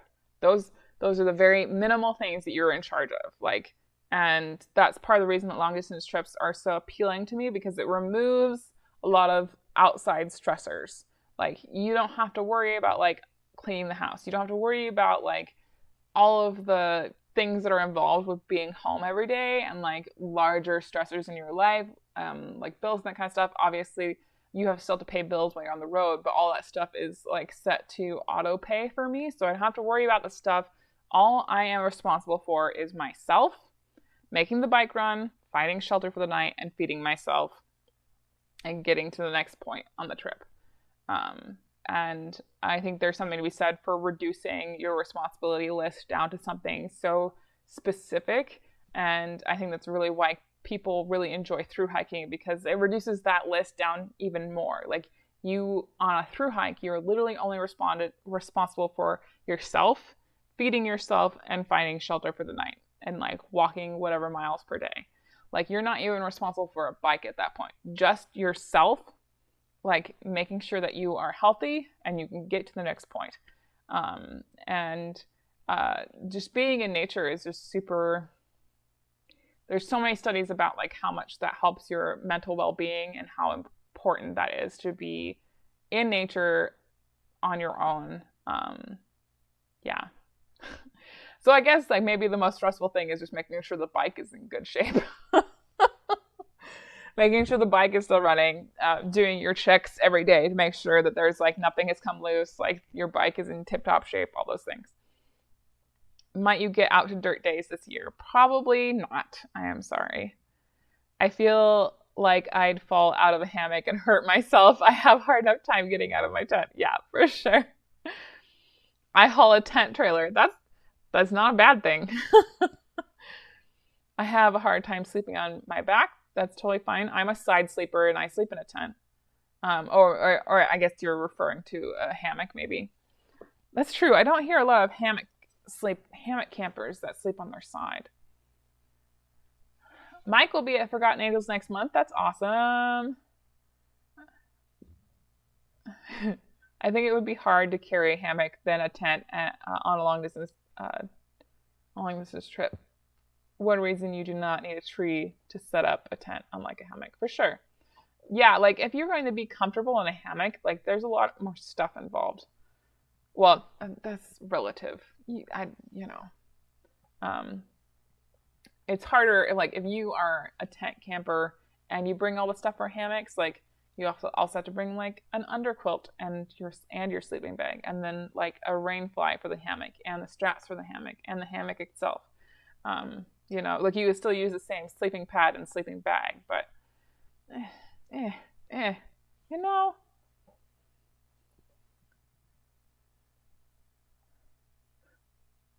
I went hammock for hiking, camping because I was sore sleeping on the ground and because everyone else was doing it.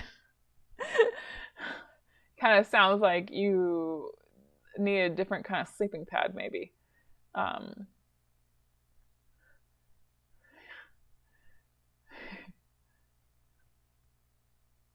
Watts, not amps. I don't know if we were talking about the same thing. Oh, you were talking about the solar panel. I got you.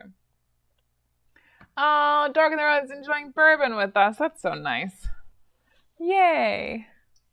Tents are fine when there aren't any trees. I'm tall and tents can be very cramped. Totally. I can see that. Like, I think Carl struggles a lot with trying to find a tent that's comfortable for him. Bye, old guy on a bike. Thank you so much for being here. You're probably gone already, but thank you for joining us. 28 degrees was not fun for hours upon end. Yeah, Wit, I can only imagine.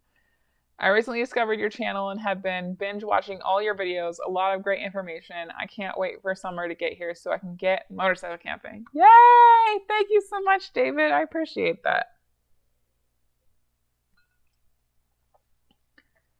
Death Wish coffee will cure your brain fade. I'm just not a coffee drinker, that's all.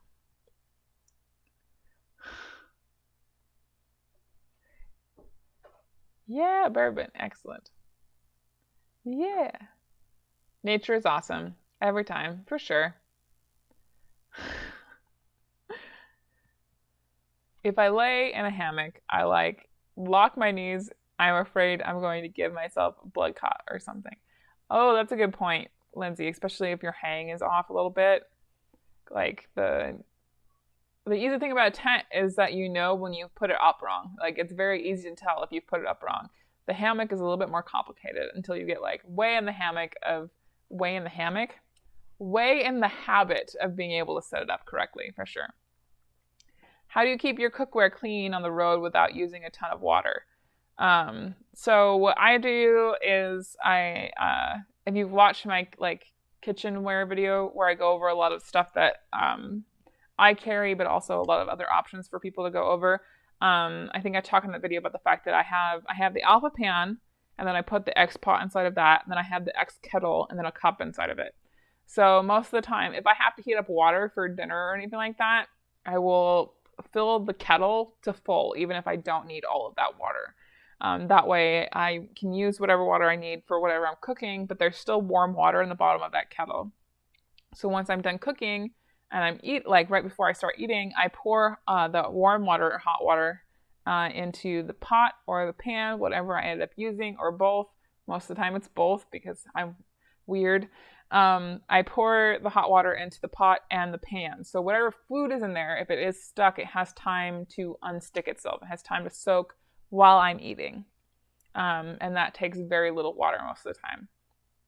And then if it's necessary, I will heat a little bit more water when it's time to clean everything up. So that I can have warm water to clean my bowl or whatever I ate out of. Most of the time I eat out of the pot or the pan, wherever most of the food is.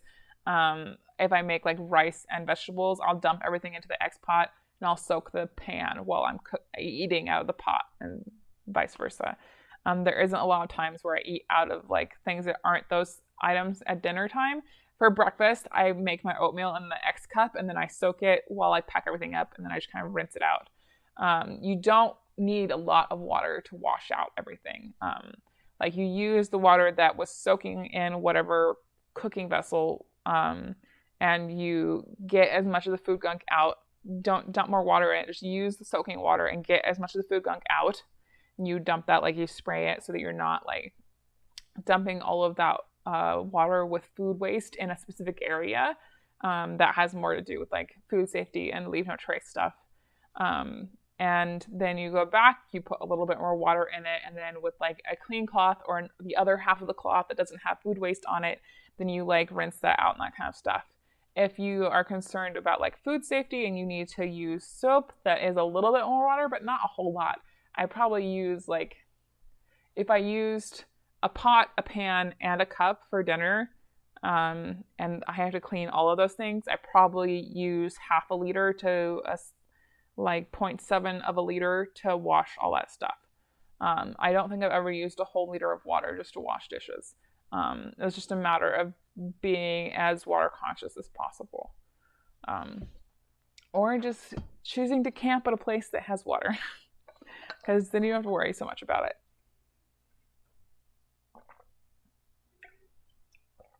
Where was I?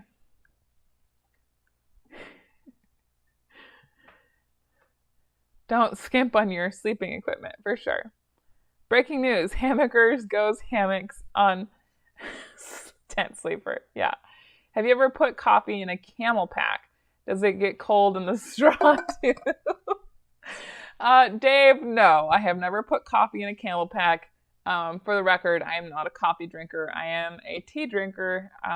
So no, I have never done that. I also just never generally put anything that's not water in a hydration pack because it's very difficult to clean. And so that's why I normally have like an extra water bottle, specifically for stuff like electrolytes. That's normally like, if I was going to add anything to a camel pack, it would probably be electrolytes, like Noon tablets or something like that. But in general, because it's so difficult to get a water bladder clean, I don't add anything to it. It's just straight water. And because if you try to add anything to the water bladder, like I think once I tried to add electrolytes to my water bladder, and I thought that I had it all rinsed out. But after I got back and I emptied the water bladder and I hung it to dry, it still ended up growing mold because those sugars sit in the hydro pack, or the camel pack, whatever kind of water bladder that you're using, unless you go through it and you use, there's tablets called Bottle Bright that I really like. But then you also need one of these specialized like long scrubber tubes to also clean out the hose of your water bladder, so that sugar isn't sitting in that and potentially creating mold either. It's a whole thing, which is why it's much more difficult to clean a camelback or a hydration bladder than it is to clean out a water bottle. So I normally add anything like that to a water bottle instead of a hydration backpack. Woo! What whiskey are you drinking?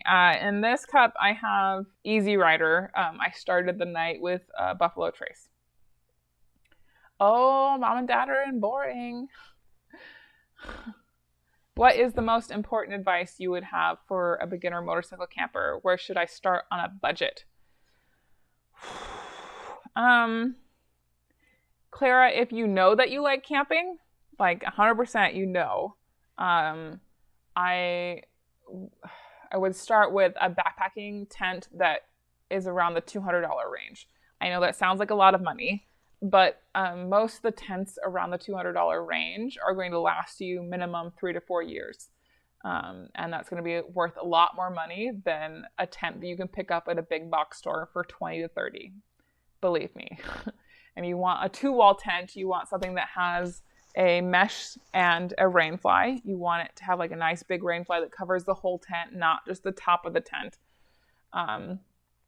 Once I decided that I actually liked camping, I think my first proper backpacking tent was the Morrison, oh my gosh, the Mountain. Whew, it's gone. I can tell that I drank a little bit right now. Is it Mountain Hardware? No. Oh gosh. Mountain Smith. Got it. Mountain Smith Morrison 2. I think at the time that I bought it, I got it on sale for $174 at Black Friday. That's the other thing. If you can buy all your backpacking gear during Black Friday and like Cyber Monday and during that period of time in November, you're going to get the best deals on backpacking gear. Or like even like midwinter sales, like right before Christmas. Those are really great times to pick backpacking gear up, camping gear on sale. Also, like if you go to motocampnerd.com, use the code Magpie, you get 10% off your order. Motocampnerd.com makes sure that he carries gear that will fit on your motorcycle. So you're not worried about like pack size or if it's going to take up a whole duffel on itself, by itself. So that's a really great resource. And I really, really do like the Big Agnes tent that I have, and like the bike packing tents that you can get are well worth the money to me, but not necessarily like something that you want to invest in as a beginner until you figure out like how often you're going to go tent camping every year. Like the bike packing tent that I have was straight up $500, and it was a very expensive investment for me. But at that point, I had already been moto camping for 2 to 3 years, and I knew that I would at minimum be using that tent like between 4 and 8 to 10 times every year. So it paid for itself on the investment that I put out. And then making sure that you have the best quality sleeping pad that you can afford, because sleeping pads have so much to do with how well you're going to sleep that night. And then like a mid-range sleeping bag between like $120 to $200, I would probably say. But like those aren't all things that you have to get all at once, you know, like decide, like do a lot of research, decide what meets your needs as a camper, and then save and like strategically buy those things one at a time, whether that's used or if you rent that gear or you borrow it from somebody else until you can buy all those pieces individually. I definitely never recommend somebody going out and buying everything all at once. Like buy little pieces one at a time so that you can fit that into your budget without taking a big dent out of your wallet. Like I don't care who you are, buying everything all at once is a big dent. Like, but if you buy things strategically on sale or used, that's your best option to start building up your camping equipment. Like at minimum, all you really, really need to go camping is a tent, a sleeping pad, and a sleeping bag. Like everything else, like kitchen equipment, all that extra stuff, like that comes with time. But like if you strip it back to brass tacks, that's all you need. And like maybe a dry bag to carry everything on your bike. I think that it's happening, you guys. I have to go to the bathroom. I thought I would make it through this whole thing without having to leave you guys for any one time. But I do really need to go to the bathroom. So I will shortly be back. We'll see how many people I leave. I have to unmic myself, so protect your ears.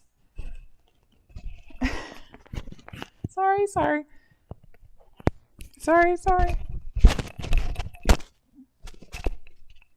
I will be back shortly, I promise.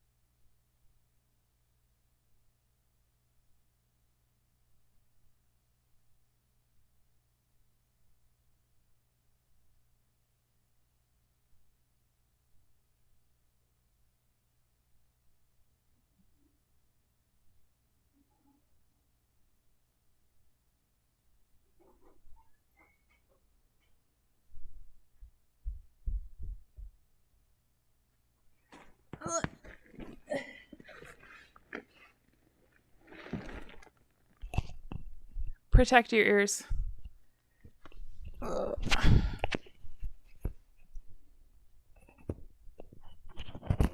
Okay. I'm sorry. Okay, I'm back. Thank you for your patience. 2 hours is still going strong. Yeah, I think this is a record for sure. We're holding out for my mom, you guys. Oh, a lot of things happened while I was gone. Okay. Oh my goodness. Whoa. Favorite snack on the road? Peanut butter macro bars. For sure, Whit. Oh my god, if you haven't tried them, I might send you some because they're so good.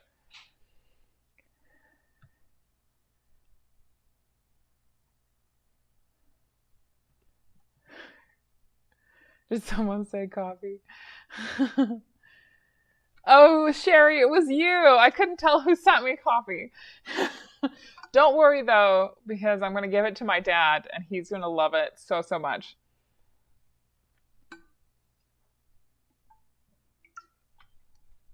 Hi, Two Wheel in Iowa. Thank you so much for joining us. Critter is here. Hi. Do you have all your camping spots picked out ahead of time for the cross country? I have backups upon backups upon backups picked out. Like John, I have so many camping spots. I have goals set for every day for like where I should camp. There's a couple spots from Southern California to Texas that I did have to reserve a couple of spots. So I have a couple of hard deadlines in the first part of the trip that I have to be at because I needed to reserve them in order to have a spot. However, east of Texas and the trip back, I don't have anything reserved. I have goals of where I want to stay for the night, but I also have a lot of backups in case they don't work out. What is my favorite tea? Mine is caramel apple. Ooh, this is an excellent question. If you had asked me this question a couple months ago, I would have said Moroccan mint or Mojito mint from Stash. But now the thing that I've been drinking the most is like this. Are you attacking my sleeping pad? Be kind. Or sleeping bag. I meant sleeping bag. I don't have the sleeping pad underneath of it. I have a foam one under my butt. But right now the thing that I'm drinking the most is like this ginger tea that I bought at Missoula Tea Company while I was home in December, and it is so good. It's loose leaf, and I got like this collapsible tea strainer while I was in Missoula at the Missoula Tea Company, and it has been incredible, and it's totally going on the trip with me. I think this is going to be the first trip that I'm taking loose leaf tea with me instead of tea bags, because I think I finally figured out like an excellent way to take loose leaf on the trip and not have to worry about too much to throw away. And then I won't have to worry about throwing away tea bags because like tea leaves are, I'm just very excited, you guys. I'm so excited.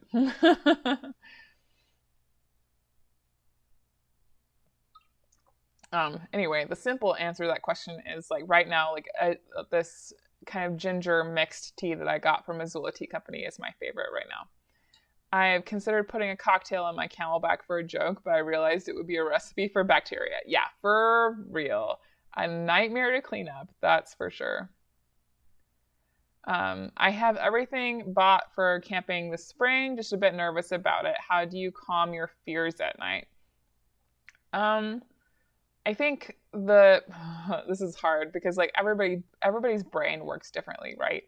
I know from experience after a lot of first nights on the road and dealing with anxiety that I know that I'm good at coming up with solutions, but I have to go through the panic attack or I have to go through crying about it first so that I can calm down and then problem solve and that kind of stuff. Not that necessarily like calming your fears is the same as problem solving, but it kind of is. So I allow myself to freak out. I allow myself to cry about it. And then once I've cried for a little bit, like that adrenaline comes down and I can rationally think about like what I'm afraid of or what my anxieties are about, and like what circular thoughts I'm having, and systematically like be like, no, this is the answer to that problem, or this is the answer to that fear, or like you're being ridiculous. As long as it's not like a gut feeling, you know, like that's the problem with like talking about your fears, like especially at camp, because I think it's very important to listen to your gut. If you don't feel good, if you don't feel safe in a situation, then you shouldn't be in it. And a lot of that gut feeling is built up after multiple trips. Like, so you need to be able to identify what is like an instinct gut feeling you shouldn't be in a situation versus just an anxiety or just like an irrational fear. And it takes a couple trips to be able to identify what is an irrational fear or what is just a gut feeling and you need to leave. And admittedly, it does. It takes a couple of trips in order to identify what is an irrational fear and what isn't. Yeah, that was probably the worst answer possible, but there's a lot of like, if you, there's a lot of like really sweet YouTubes, a lot of videos on YouTube about tackling anxiety. And I feel like people who have a lot of fear around camping in the woods or like noises in the woods and that kind of stuff, if you watch those videos that have like tools around like managing anxiety, a lot of those tools like do cross over and can help with people who have a lot of fear around camping in the woods, and can give you a lot of tools about dealing with that fear. I just watched your coffee break video. Looking forward to more KLR venturing, dork. Yeah! Amanda, it's likely already been said, but just wanted to let you know I'm really looking forward to the videos from the trip. I wish you all the happiness possible through your journey. Thank you so much, Critter. I appreciate you. Are male bikers being more respectful, or are they still being jerks?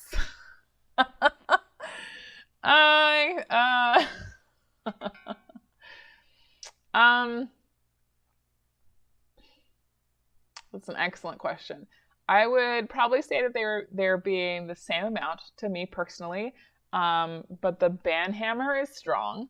So a lot of the repeat offenders I just don't see anymore because I've banned them or blocked them or just made it so that I can't see their comments anymore.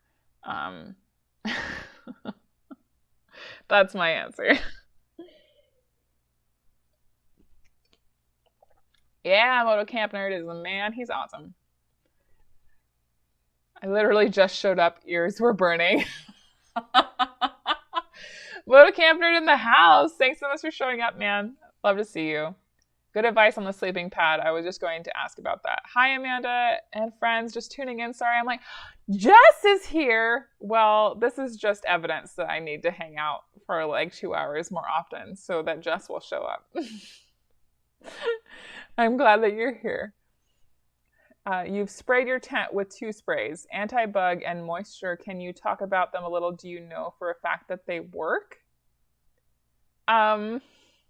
Yes, I know for a fact that they work. The first one was Permethrin, which is anti-bug spray. Like, I linked both of the sprays in the description of the video. Permethrin is just a bug spray, like, so that if like mosquitoes or ticks or whatever come in contact with the tent, they die. And then the other spray that I put on, not this tent, but the Big Agnes tent that I will be taking on the trip is, it's not a moisture spray, it's a waterproofing spray by Nikwax, and yes, I have used it, and yes, I know that it works.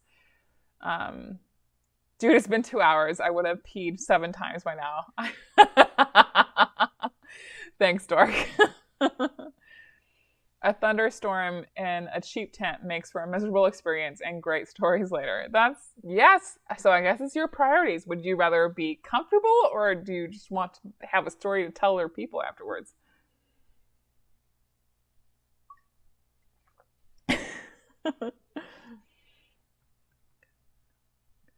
Wait, what were you doing while I was gone?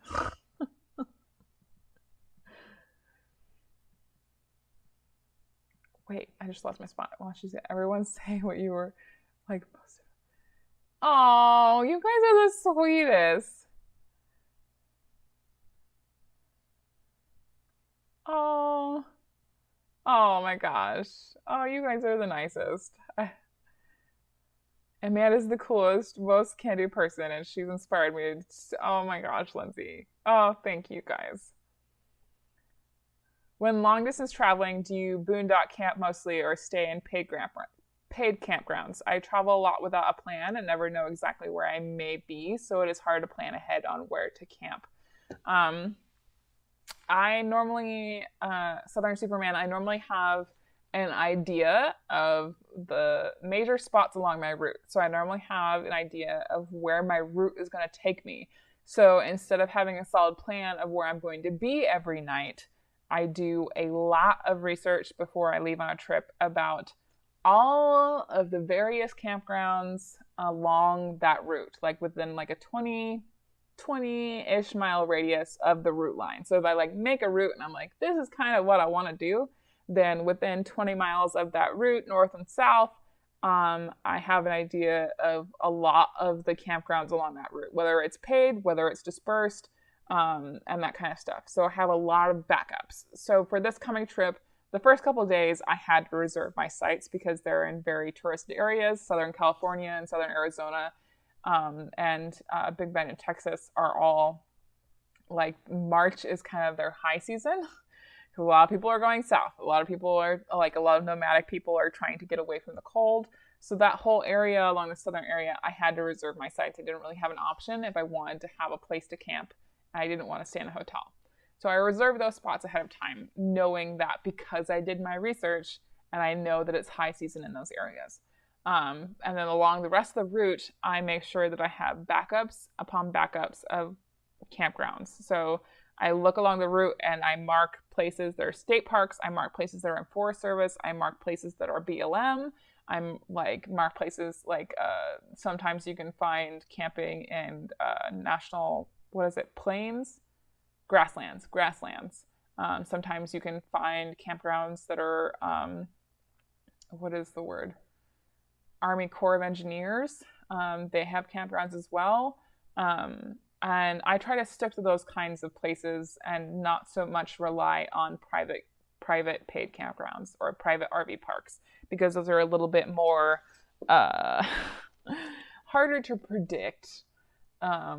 And a lot of times, private campgrounds don't always update their information online as much as like a federal or state-owned campground would update their information online.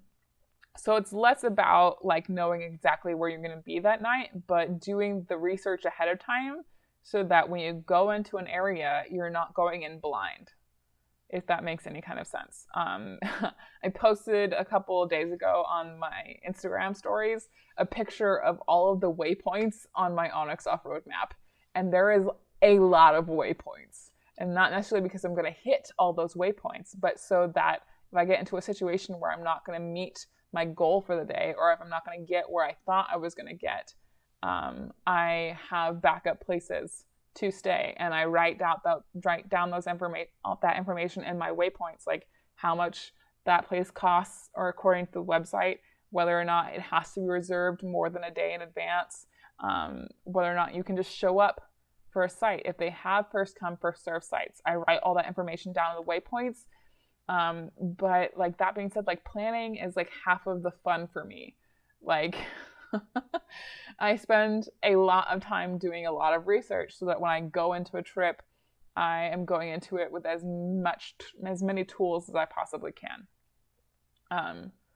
Yeah, it was a lot, but have backups for your backups, and like maybe another backup for your backup.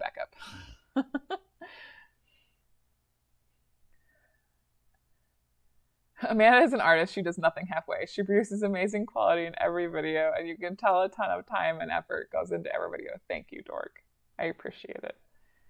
A cheap tent with a Harbor Freight tarp is a good way to start. Jim, we can agree to disagree. Do whatever you want to do.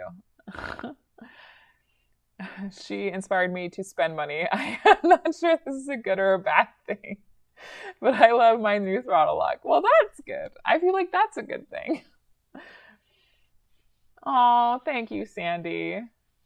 When I grow up, I want to be just like her.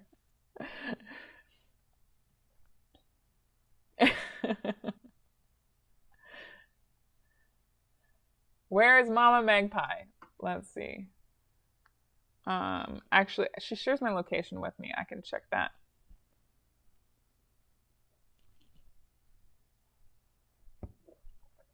I admire your dedication to reading every chat message, even if it makes you behind.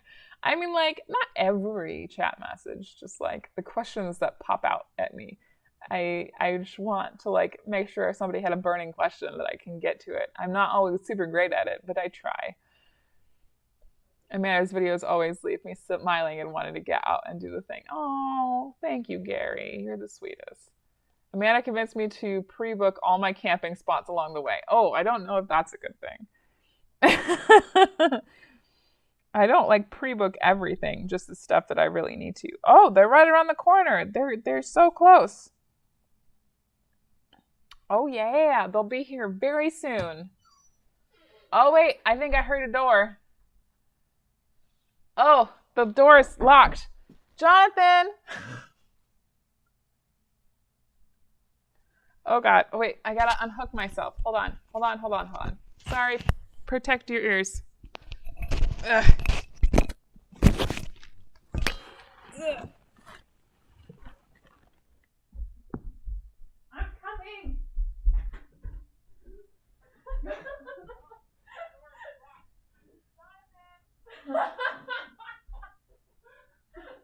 I didn't know you were out here. I was knocking on the other window.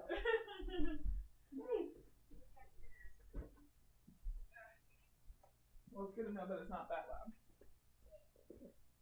I'll turn that down. Mama Zitto has made it. Come on, Mom. Come on, Mom. I don't care. They don't care. My hair's all up in a braid. You're okay. Oh, I'm ready for bed. Oh, good. Look, a bed. Mama Zitto is here. Yay. Oh, this is awesome. I love this. I'm just going to clip it here so maybe it'll catch your audio too. There we go. Yay! Oh, this is amazing. I gotta move the laptop here closer so I can see. Mom made it. What is your favorite place you have ever traveled to? Ooh, I'm gonna say Medicine Rock State Park. That's what I'm gonna say. Move that way a little bit. No. I just want to get in my lap. Yeah. Or West Virginia. I also really liked West Virginia. Have you been to West Virginia? I think no. No? No, I don't think so. Oh, okay. A state that you haven't been to that I have. This is like a record, I think. I don't think so. West Virginia was beautiful. We kind of went a little through Tennessee. Yeah, I don't think so. For those who don't know, my mom spent like a lot of her childhood like all over the United States. We joke about like mom has lived in like all the states. No, I've lived in 7 states. Only 7? It feels like a lot more than that. If we were there 3 months, we lived there. Otherwise, we just passed through. Oh, yes. Yes. Very important. Oh, I gotta be rude a minute. Oh, that's fine. I'm talking. Everything's okay. Introduce the kitty to us. Oh, the kitty has gone. The black cat is Calcifer. The one that is white and gray is Calamity. I stole Calamity from Mom. No, I sent her. Oh, that's true. Yes. It was a willing exchange. Oh, see, look, everybody's saying hello. I see. I'm super behind in the chat, and you can probably hear Dad. Dad just arrived. I don't think there's room for you in here. Well, I ain't getting in there. He wouldn't be able to. He'd fall, and that would be it. If you didn't hear, Dad said that he would not get in here. Am I a Garmin gal? I was a Garmin gal. I was using the InReach SE Plus. I got that shortly after I broke my wrist because Jonathan's parents couldn't believe that I didn't have a satellite messenger. And so they gave me the money to buy that. This last year, at least like the last 7 months or so, I have been using the Somewhere satellite messenger. Somewhere like SOME, wear, like you're wearing it, WEAR. They're sold out, which is why I haven't really talked about it online anywhere, because I don't want to like tell you about it, get you all hyped up about it, and you try to go find it, and they're not available for purchase right now. But I have really been enjoying it. They did a collaboration with Onyx Off-Road, which is part of the reason that I have it. Onyx Off-Road gave it to me, and I was just testing it out. But so far, I've really, really enjoyed it. And the monthly subscription service for the Somewhere device is so much cheaper than Garmin. So if you keep an eye on it and they come up back on sale eventually, I think they are definitely worth it. They still have an SOS button if you get into an emergency situation, that kind of stuff, just like the Garmin does. It doesn't have a screen like the InReach devices do. You connect the device with your phone and you interact everything with your phone.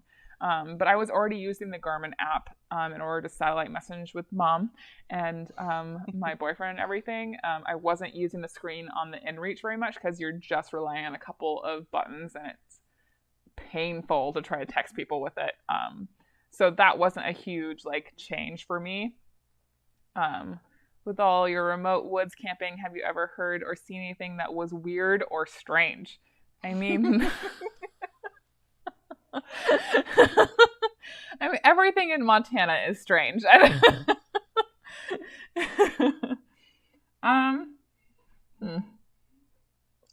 I mean, if you're asking if I've had a UFO experience, that would be a no.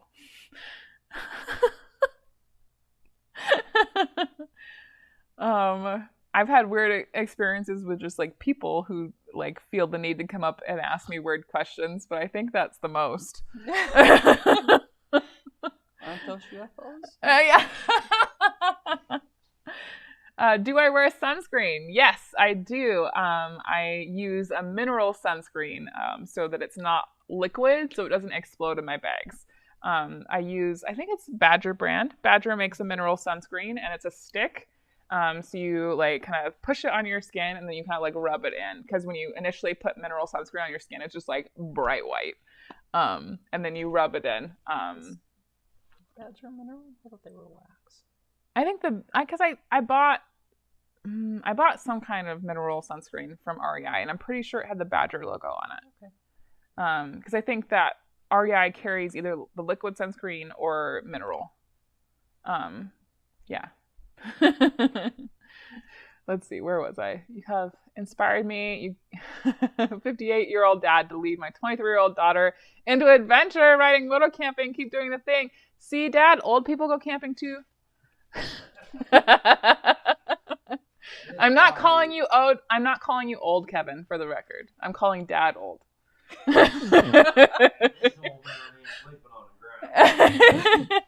Dad says that he's not sleeping on the ground.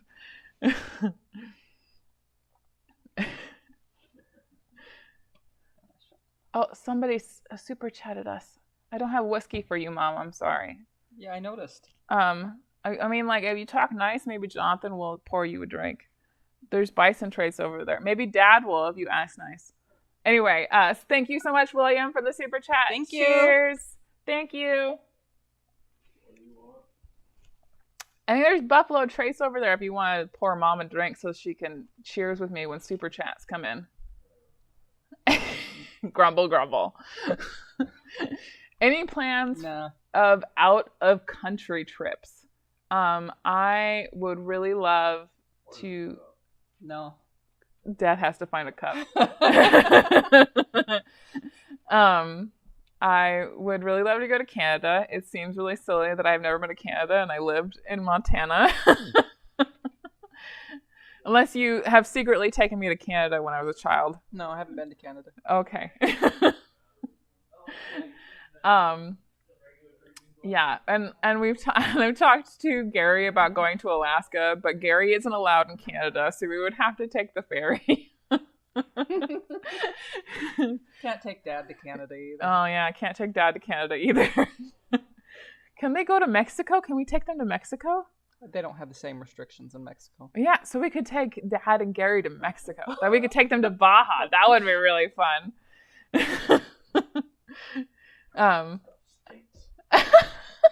I only need a little.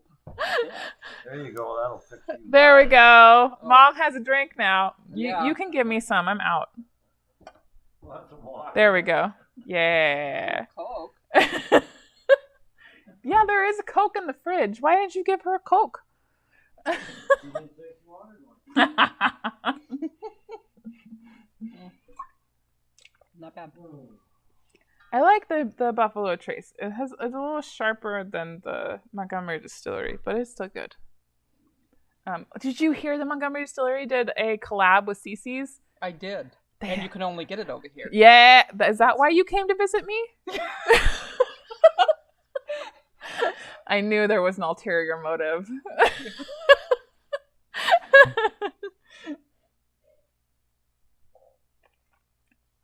Okay, we answered that question. You should hit part of the Arizona BDR. If I had the time, Desert Dave, I absolutely would. I don't think I'm gonna be able to squeeze it in. Amanda and Dork are most responsible for me wanting a new bike. Sorry, not sorry. Oh, and Dork literally just said that. Not sorry. Yay, Mama Zito's here. You can tell how behind I am in the chat.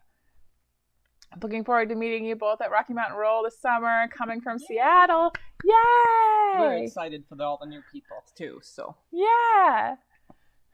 Mom and Dad are responsible for Rocky Mountain Roll still happening, by the way. This is all their fault.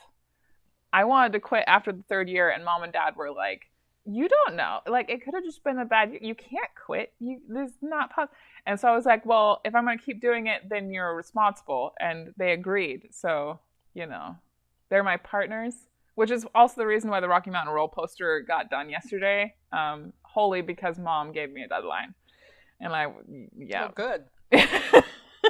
Approval time. Yeah. Oh, no. My patrons have already gotten to see it. So you should have seen it already. Did you not get the email? I haven't looked at the email because I was on the road. Yeah, that's fair.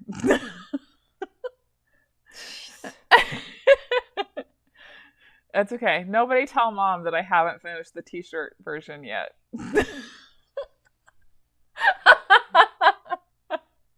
But the main poster's done. That was what the deadline was for.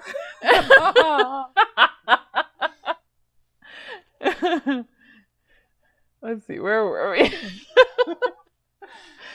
No street glide for me unless it has knobbies. Ooh, that would be awesome! Somebody give Dork on the Road a street glide and put knobbies on it, because I would pay for that. That would be hilarious.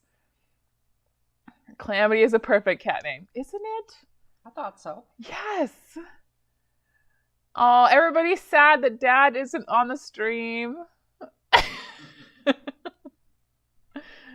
Ooh, okay, we saw that one. Okay. Is there another one? No, I don't think so, because it shows up at the top, so I can pay attention. How often do you clean your motorcycle chain? Is this an attack? I feel attacked. No, I think it's a legitimate question. Just, okay. Just curious. Okay. Whenever it's dirty. It depends on the kind of riding you do. I think if you're all slab all the time and you don't touch dirt, I think like the recommended is you clean it every 1,000 miles. I think no, that doesn't count because Lazarus has a drive chains. Because I went down to the bottom. I go back up here. Where was it? I don't know. Oh, there it is. Okay. Lazarus had a drive chain, so I didn't have to worry about cleaning the chain on the pilgrimage. When I did the cross-country trip, I think I cleaned it every 2,000 miles. But I didn't do a lot of dirt in the 2020 trip.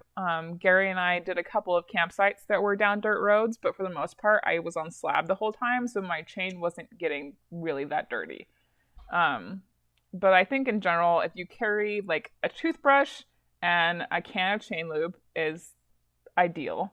That way, if you need to, you can just like get a little bit of gasoline while you're at the gas station and to like the lid of the chain lube, and you dip your toothbrush in it and you kind of scrub your chain and then you lube the chain. Because the most important part is making sure that if your O-rings are exposed in the chain, that they stay lubricated, especially if you're doing a lot of dirt.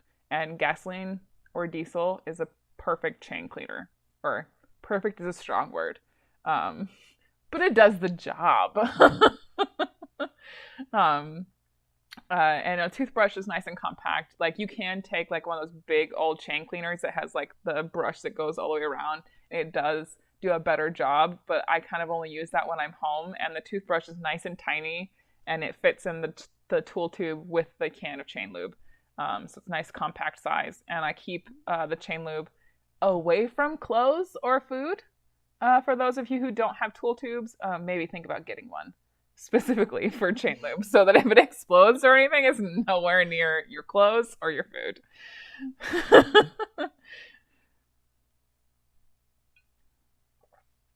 Whew.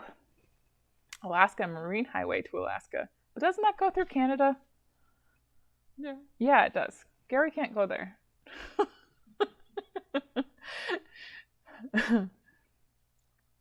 Alaska ride for sure. Some of us just aren't allowed. It must be a Zitto thing. I think I might be the only one that's allowed in Canada. No, Mom's allowed in Canada. Me and Mom will go to Canada. I think we may be the only ones. Yeah. For context, for those who are new, I am the last of 6 kids. So, only Mom and I can go to Canada.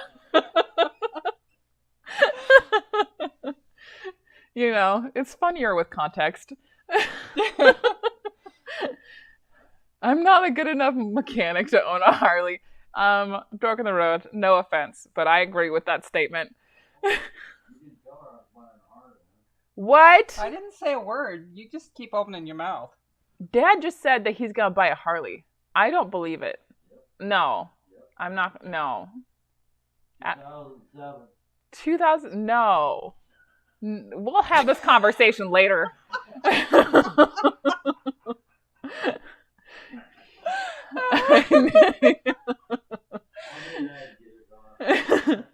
You need to explore Banff and the Icefields Parkway in Canada. I mean, yes. Love Rocky Mountain. Can't wait to go. Is it summer yet? I wish. I wish it was. And then you'll be complaining it's too hot. I know. There's no winning. I'm either too cold or it's too hot. Even in the middle of summertime, I get cold. Do I get that from you? No. Oh.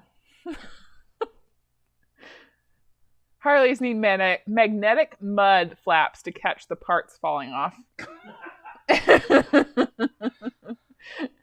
On both sides. Yeah. You just need magnets hanging down. Yeah, magnets hanging down everywhere to catch everything. Has anybody watched $1 Million Bogan? Yes, I've watched it. It's fine. Are you going back to Get Out at Adventure Fest this year? Yes, I am. With Gary, we're riding motorcycles this year because I told Gary if we took the truck camper and we were towing that he had to share the gas with me. He said no. So we're riding motorcycles, no truck camper this year, no trailer. So I don't know how much off-roading we'll be doing just in case we destroy the bikes because we'll have no fallback plan except to make Dad come and get us. I guess South Dakota isn't that far. But for sure we'll be going back to get on Adventure Fest in South Dakota. I don't think I'll be going to the Mojave one. Yeah, I don't think we have anybody in South Dakota anymore. No, I don't think so. I think the closest person that I know is in Billings. Well, no, I got a friend over there. Yeah. That might rescue you. Maybe. I mean, I'm sure if I was in trouble, there would be people who would come and help me. Dad says there's always people when I get in trouble, and it's accurate. They just show up. And there's also just been so many incredible people who have reached out and let me know where they are along my route. So if I need a place to stay and do laundry, that they've offered up their place. Ooh, super chat. Riding with Crystal. Thank you so much for the super chat. Cheers. There's a game. Every time there's a super chat, Mom will drink.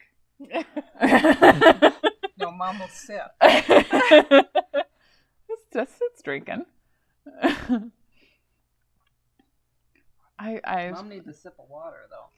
This one has electrolytes in it. It's not poison, I promise.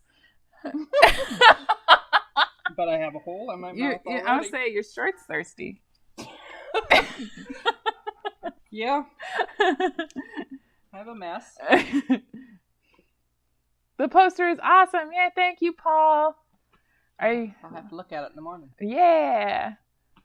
Don't worry if you're not a patron. The poster will be posted as soon as Mama Zitto approves it. Sorry, you have to wait for my approval. So glad you're close to your parents. Thanks to your mom and dad for putting up with us, no matter how old we are. Kevin, thank you so much for the super chat. Thank you.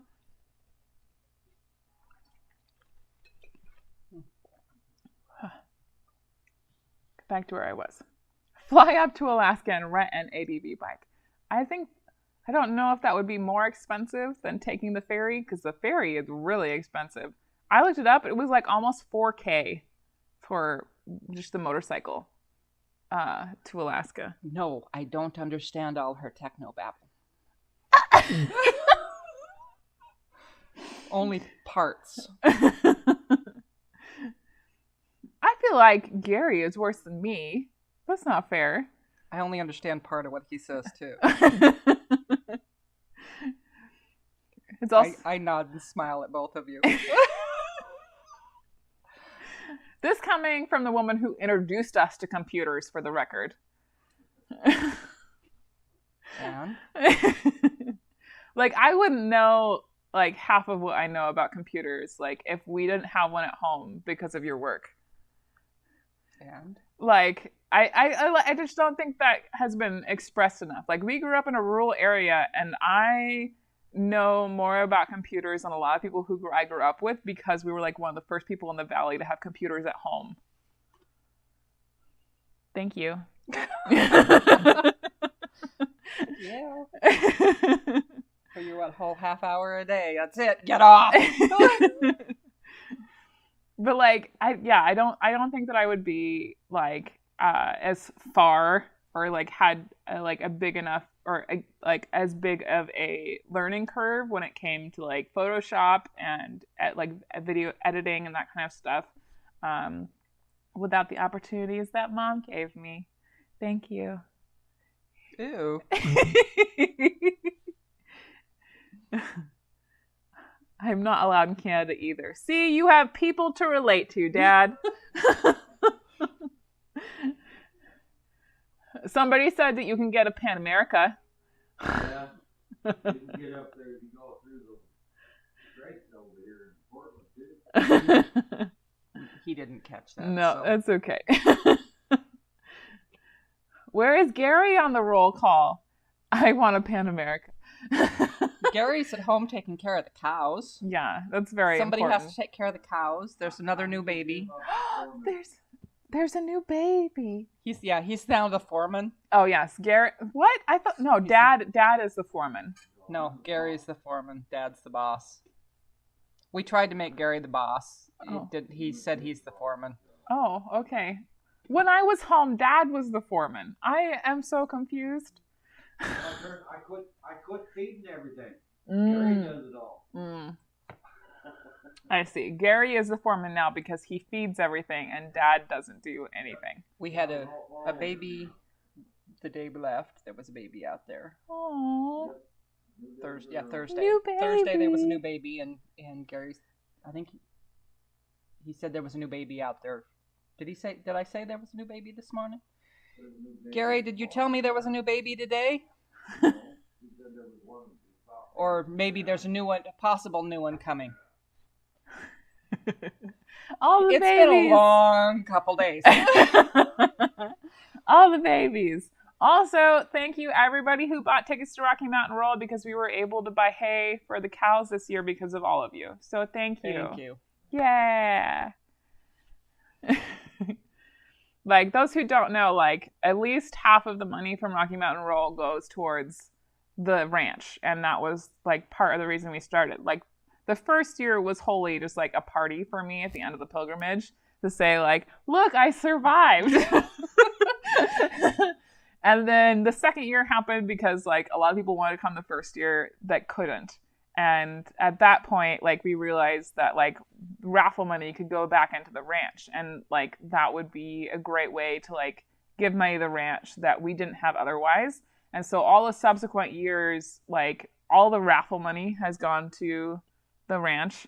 And then, like, after the fourth year, like, anything that was excess after we bought porta potties and insurance and soda and the pizza, all the rest of the money from ticket sales goes back to the ranch. So thank you everybody who bought tickets this year. All of your hard spent money made it possible for us to buy hay for the cows to get through the rest of the winter. So thank you. Yay!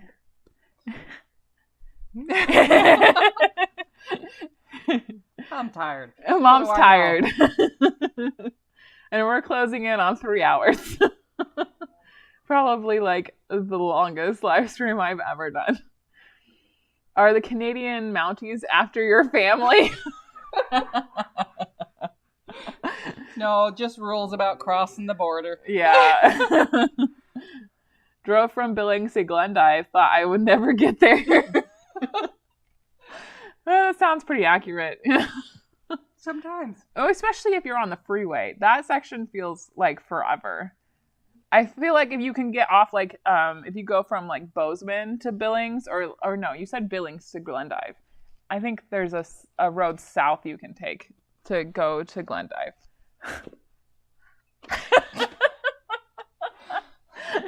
Glendive's north. I think if you can get off of the freeway and do, like, any secondary highway in Montana, like, or at least for me personally, I can't speak for everybody. But it feels like it goes by faster because the scenery is more interesting. It's like when they put the freeway through Montana, they chose the most boring sections, except maybe the High Line.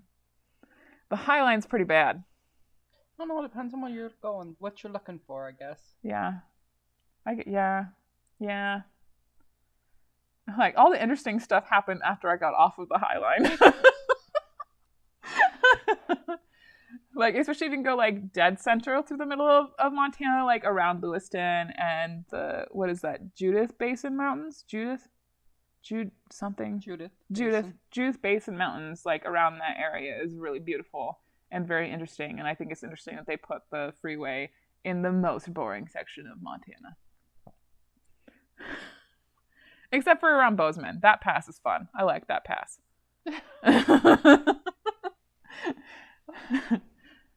And, like, between Butte and Bozeman, I like that pass, too. I think somebody didn't finish their question. Oh. What will be your dream bike? The Africa Twin. Is that even a question? I've drawn the Africa Twin so much the last couple months. Oh, my gosh. Is that what's on the poster? Yes. I'm a little bit obsessed. Everything's fine. But, like, I wanted the Africa Twin when I got Bulgarios, too. It just was too expensive. I've been in love with that bike since they put them out again. And I think it was 2015 or 2016 was, like, one of the first years that they put the new Africa Twin out again. And I just, I love everything about that bike. It's just beautiful, and I want one. Let's see. Okay. Oh, we're getting to the bottom now. Scott. Oh, good night, Scott. You're probably gone. I'm sorry. I mean, like, you guys hung out for a long time. Yep. I'm very impressed. We tried. We hurried our butts off. Or I should say, Dad hurried his butt off. I had to go, do you know what the speed limit is? We're not supposed to say that on the internet. Well, we were keeping up with the traffic. Keeping up with the traffic. There we go. We, we did have people passing us. I can't believe there's still 100 people on here. This is crazy. 100 of you. Oh, my goodness. Gary said no new baby. No new babies. Only possibly coming soon. Okay. One possibly coming soon. Cows, thank you all for the hay. Yeah. Baby calves are so cute. My favorite farm animals. They are the most adorable. For sure. The cutest. Well, chicks are pretty cute. Baby chickens are adorable. Baby pigs are so cute. Well, they are. Baby pigs are absolutely adorable. Especially baby potbelly pigs because they're so ugly. They have so much skin, and it's just... Oh, what's Rimmer? Oh my God, somebody doesn't know what Rocky Mountain Roll is. Oh. What do you mean, what's Rimmer? I feel like I've drank too much to give an coherent explanation of this. You need another sip? RMR is short for Rocky Mountain Roll. which is a grassroots campout that we host, not just me, we host on my family's ranch in Montana. It started, as I said, a party for me when I came back from the pilgrimage, and then it just kind of snowballed into this bigger, just like cord down motorcycle campout. So like it's as grassroots as you can get because you get a shovel to move poo when you come to the campout to set up your tent. There will be cow poo in the field, and you will have to move it. Because the area that we set up camp is an active cow pasture. Like, it is a working ranch. We have cows. We have animals. It is not a shiny dude ranch by any means. I don't think anybody would look at it and say that. But, so, like, all the animals use the whole property during the whole rest of the year. Hence why there is cow poo in the field. I haven't heard anybody complain directly about it. Have you? Someone's going to complain to me? Mom is responsible for checking everybody in and putting the fear of God in you because we need to remind people that this is our home, which is part of the reason why the event is like so stripped down. Like we cap tickets. So like at any one point there isn't more than 100 people on the property. And that way like the group size stays manageable and also nobody gets like that crowd mentality. Like everybody gets to know everybody. I don't think we've had a year where everybody doesn't get an opportunity to talk to everybody else. And Mom knows everyone's face. I may not remember what your name is, but I do know your face. We were waiting for Mama Zito to arrive. As long as I have my glasses on, I know your face. And we, part of the reason I say it's stripped back is because we don't have bands. We don't have merch row. Although we might have tire people this year, which is super exciting. And I'll have an email that goes out to all the Rocky Mountain Roll attendees as soon for information about the tire people that are coming. So if you want to get tires done and changed at the event, I just need to get confirmation from those people. But that might be happening, which is super cool.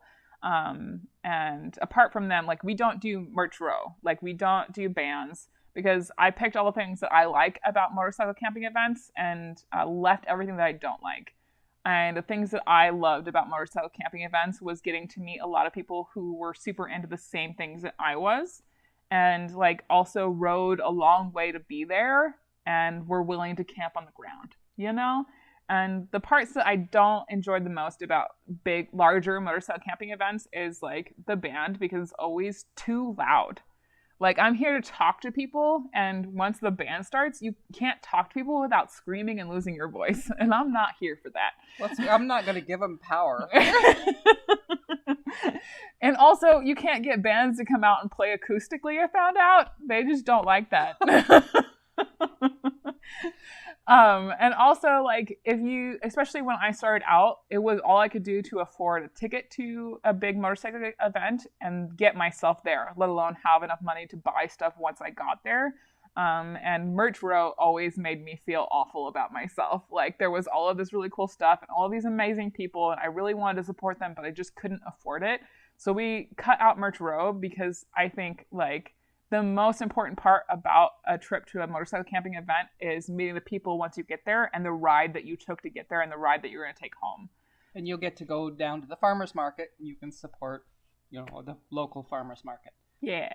And that means that money goes directly back into our community directly. And like, I've talked to the organizers of farmers market and they love seeing all of the motorcyclists show up and all of their gear. And like all of the booths are like, what are you from? Like, is there a gang going through town? It's always really fun and really awesome. So Saturday we do farmers market and, Saturday night we do pizza, I think. And we moved it. Yeah, we moved it Saturday night. It's Saturday night we before do pizza before the raffle. So that like people have food during the raffle and you don't have the excuse that you got food in town and that's why you're late to the raffle. Because that also happened once. Yeah. Well, I was getting food, so, that's why I was late. And it's not fair that you started soon, but we always start late, even though we're supposed to start.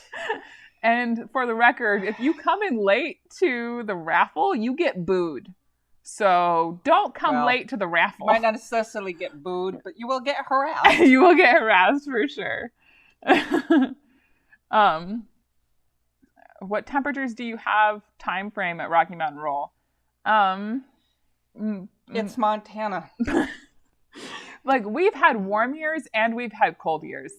Like, we've had years it was like 102 and like, I don't know, 55, 60 at night. But we've also have years like where like the overcast rolls in and it gets pretty cold. Like, I wouldn't say like it got down 40s. below the 40s, but like during the day, probably like 70s with a wind chill if it's overcast. And then, yeah, like I would say 40s at night. I don't think it's ever gotten to freezing during Rocky Mountain Roll. Did it get to 40s last? No. No, it didn't. I think it was like 50s last year at night. It feels chilly. Super chat. Oh. Just living my life. Thank you very much for the super chat. Cheers, my friend.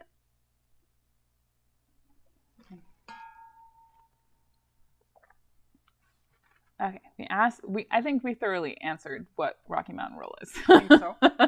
And then a little bit more. Yeah. Africa Twin with or without the DCT? I mean, I would take either. I'm not super picky. I have only ridden the DCT version so far. I haven't had the opportunity to ride the manual Africa Twin. Mark from Age of Exploring let me ride his DCT at the end of Rocky Mountain Roll. I took it around the field. His was super tall, so I only rode it around the field. And then Honda let me borrow the DCT Super Sport while I was in LA. That one had the lower seat, so it's a lot more manageable for me, and it was super fun. I will say like the DCT and like automatic is a lot more chonkier than like I was expecting. And chonky, I mean by like you can tell when the bike is shifting. It's not like driving like an automatic scooter or like a smaller engine automatic. You can definitely tell when the DCT is shifting. And I think the only reason it was so jarring to me is because I had like spent all day riding the Navi, and then I got on the Africa Twin DCT and I was like, oh, there it is. I just shifted. And you can't tell on the Navi when it's shifting. You know, you're 3 hours. Just letting you know. Oh, thanks. Mom's keeping me under wraps here. I'm just letting you know. I know you haven't answered all the questions. But it's still 100 people here. Okay. We're entertaining the humans. Do you need to go to bed? You need to go to bed. I'm okay. I haven't taken my meds yet. Okay. To find them, okay. So. I really sound like an old person. Don't I? Okay, we answered what the temperature was at Rocky Mountain Roll. I know there was somebody in there that asked me if I get nervous when she goes and rides alone. And yes, we do get nervous when she goes and rides alone. Just don't try to think about it. Yeah.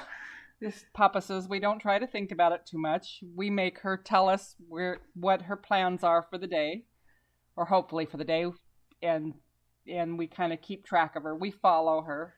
We stalk her. You know? It's true. Mom and Dad always know where I am. We share location on Google Maps, and then part of the reason why I have a satellite messenger is so when I camp for the night, I can text them my location. They know where we are. We have 3 super chats. Oh, wow. That means 3 sips, Mom. Do you have enough left? Yes. Okay. Okay. Greg, thank you for the super chat. 2 wheels down. Cheers, 3 more weeks, and riding season begins anew. Oh, cool. Thank you so much for the super chat. This is the last one, though. Circus Bearmoto. Thank you so much for the super chat. Can't wait for Rocky Mountain Roll. I have so many fun trips planned this year. Wish I was able to ride my bike to Tampa like you. Yep. Cheers. Okay. Whoa. That was a little much all at once. Complain to Mama Zito, go home. Yep. Well, depends on what you're complaining about. Some of it I'm not going to listen to you anyway, but, you know, it is what it is. Complain about the cow shit. That's too damn bad. What was your best burger stop? Ooh. Is there better burgers than Naps? Well, I have a tie, but, you know. You have a tie? But that's only because it was a childhood thing. Oh. I actually like the burgers better at Knapp's. Okay. I mean, nostalgia is different than the best burger. The best burger right now it's still Knapp's. Yeah, the place in Deer Lodge is good too. Okay. So, I think, for the record, Knapp's Grill is in Hamilton, Montana, which we are extremely biased towards because it's very close to where we live. I think that my tie would be the Dirty Shame in Yaak, Montana. Not the Dirty Shame that Shade Tree Surgeon works at in Florida, but there is a Dirty Shame saloon in Yaak, Montana, Yaak, Montana, and the burger was good, but their fries was so good. I dream about those French fries. Thanks, now I want fries.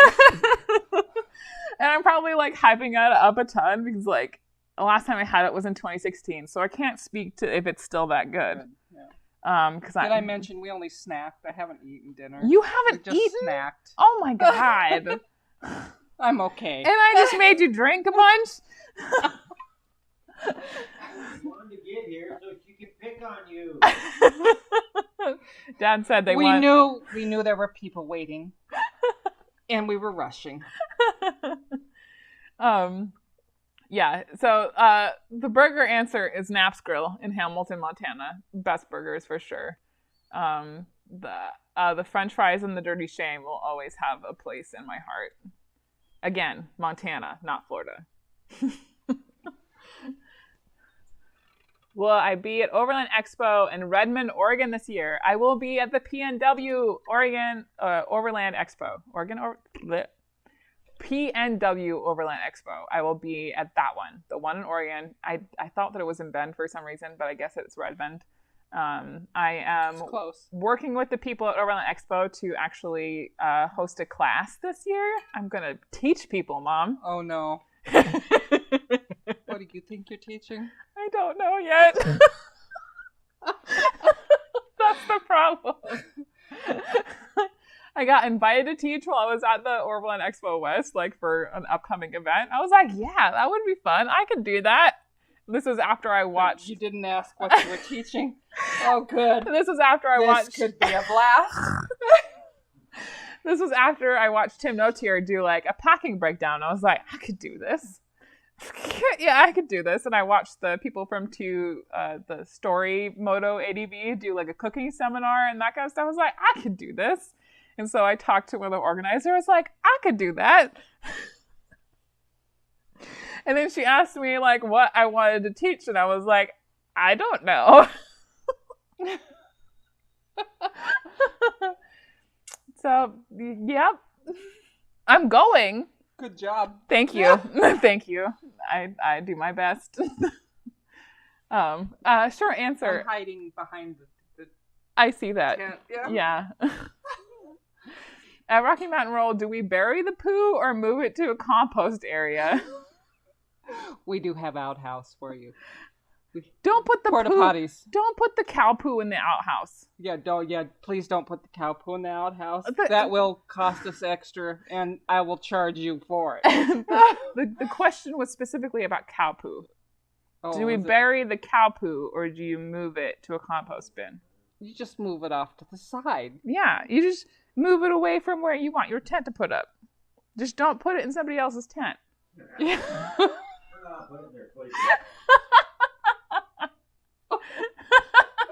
Oh no, I see so many problems. If it was a human poo question, I assumed that it was a cow poo question. If it's a human poo question, we do have porta potties. Please only poo in the porta potties. I don't care where you pee as long as it's not somebody else's tent.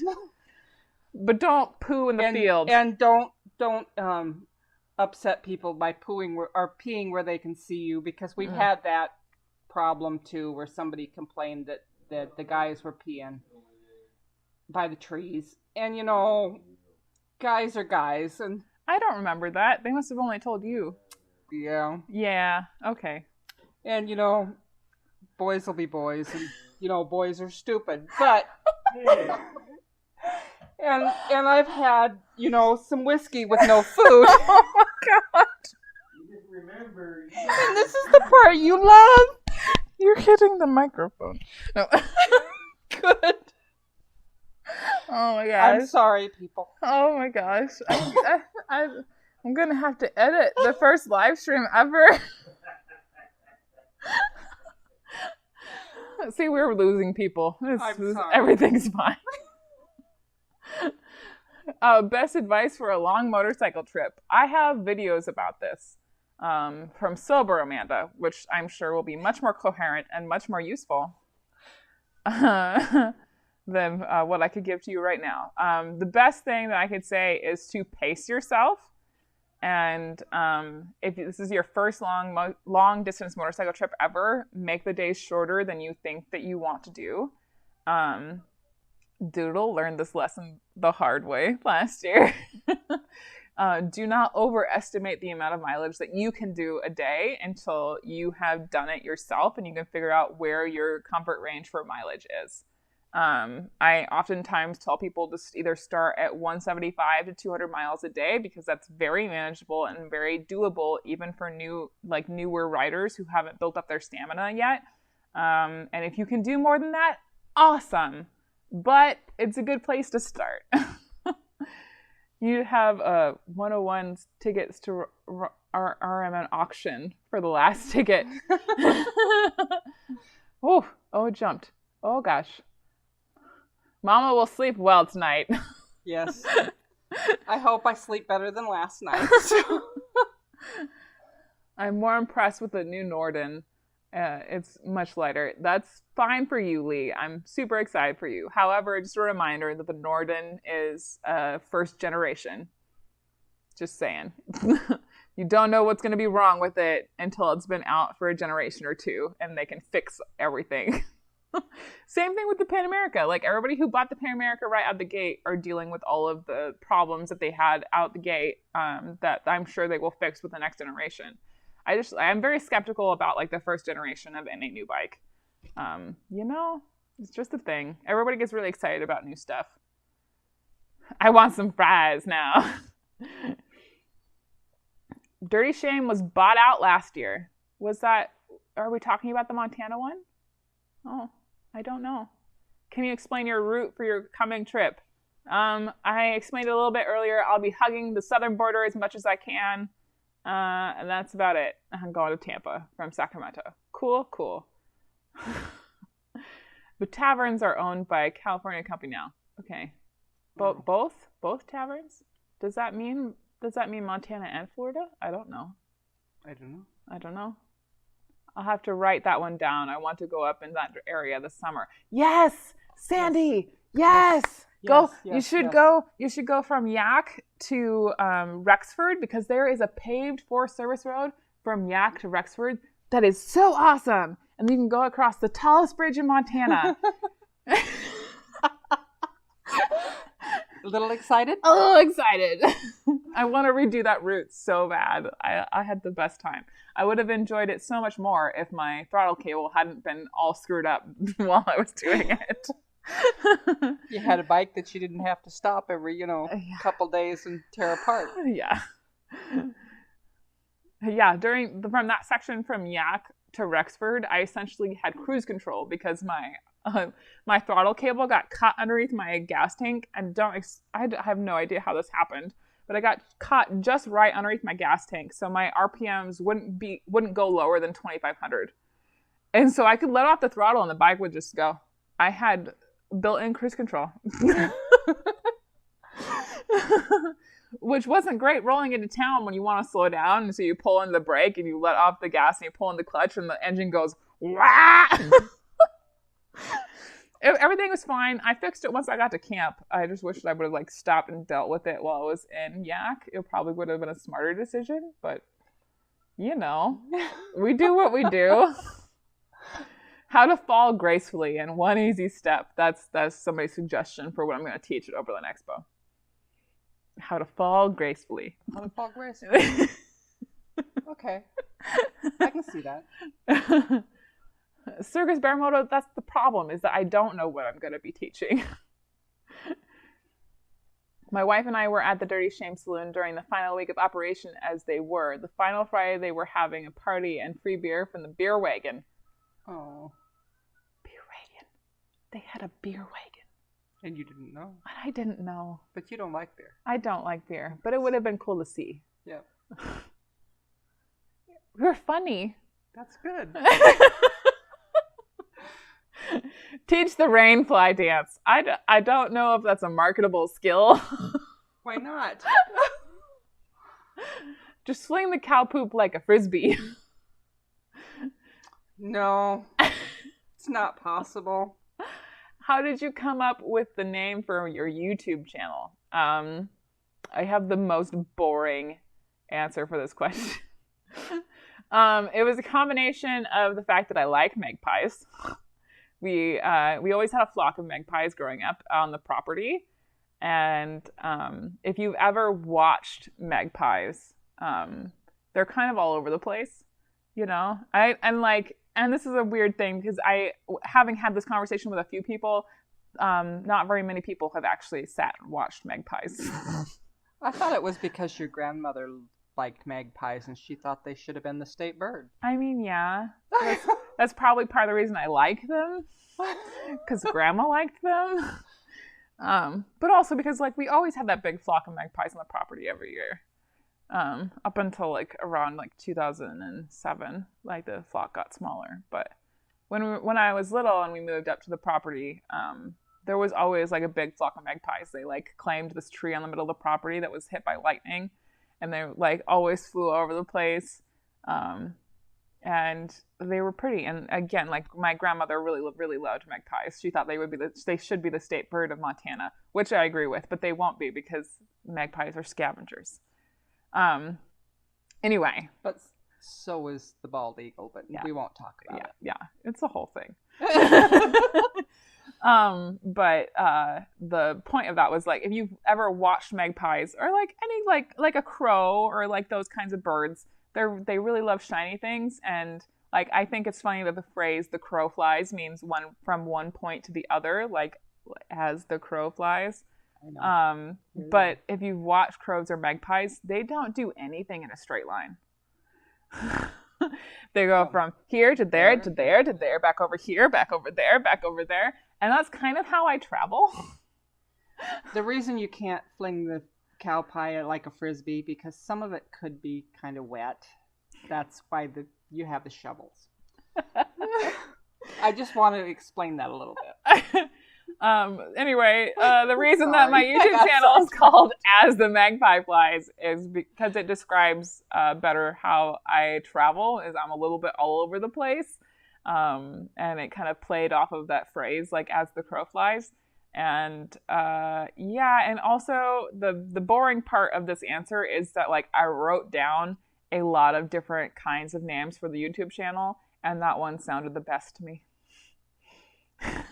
Mom's a little all over the place right now, too. So. Yeah, it's okay. Everyone can see where I get it from now. I'm tired. Am I going to get on ADV Fest at Sturgis again this year? Yes, I am. I'm very excited about it. Gary is coming with me as well. Kudos for making it clear. Mama Zitto live and unfiltered. Yeah. Sorry. I'll have you know, I am making a spreadsheet of potential campgrounds for my trip to Rocky Mountain Roll as we speak. Inspired by this. Thank you. I'm so glad. Thank you. Lindsay is the gal that I went to camera camp in, oh my gosh, it's not Whitefish. Yeah. Hi, Lindsay. Yeah, who told me, by the way, that I could share her cabin with her. So I drove from Thompson Falls to Whitefish in the dark, and then she was asleep, so I ended up camping behind a church. That's okay. We forgive you, but we thank you anyway. No, I will never forget it.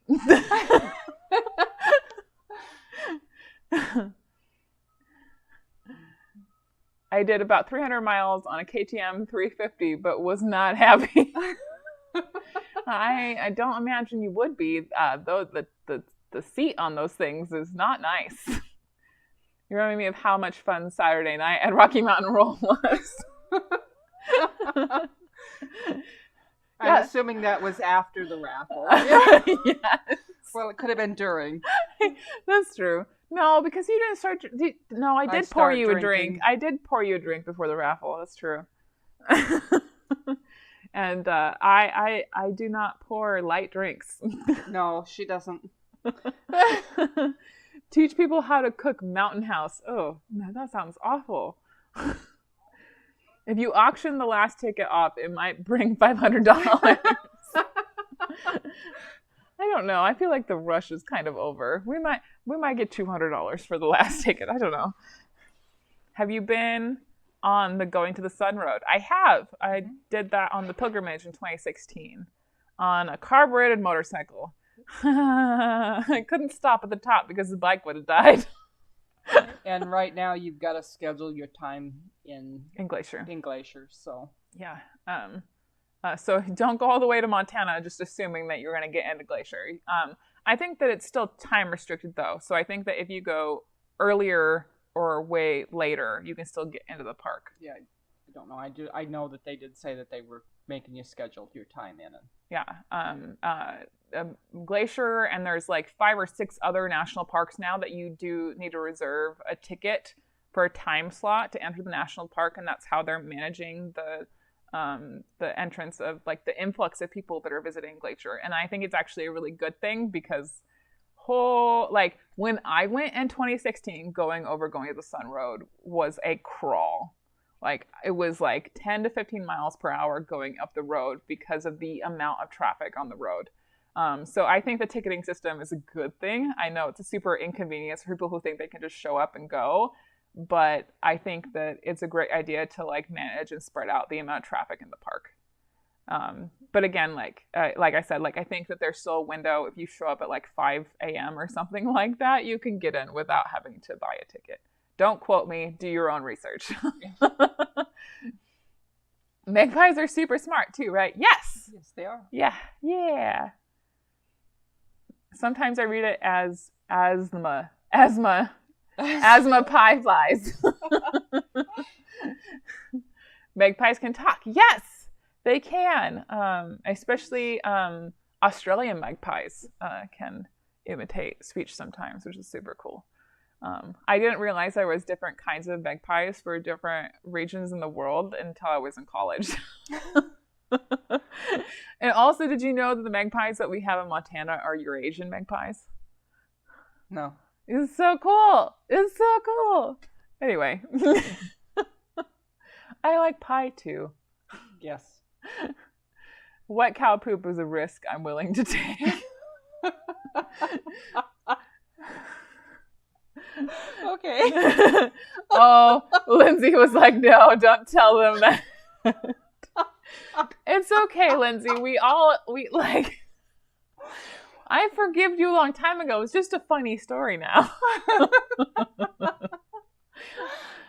It's a whole lot better the cow pie flies. No, because anybody could be flinging the cow pie. That's true. Will any of the money for Rocky Mountain Roll be going to rehab stays for you or Mama Citadel? I don't know whether to be offended.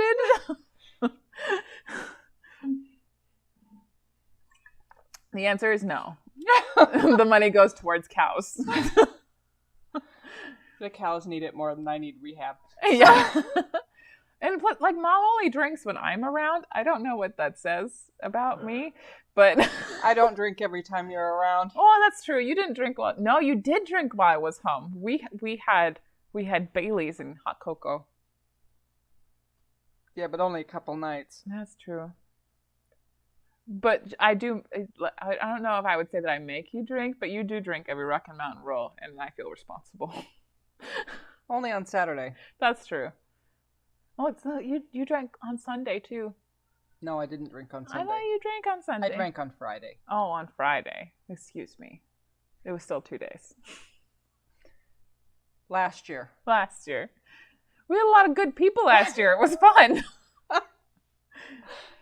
I guess I missed the Rocky Mountain Roll this year then. No, there are still 7 tickets left for Rocky Mountain Roll There was in earlier. August. Oh, that's true. I haven't checked my email. I don't know how many are left. Wait a minute. Hold on. Entertain them while I check my email. I don't dance. I don't dance.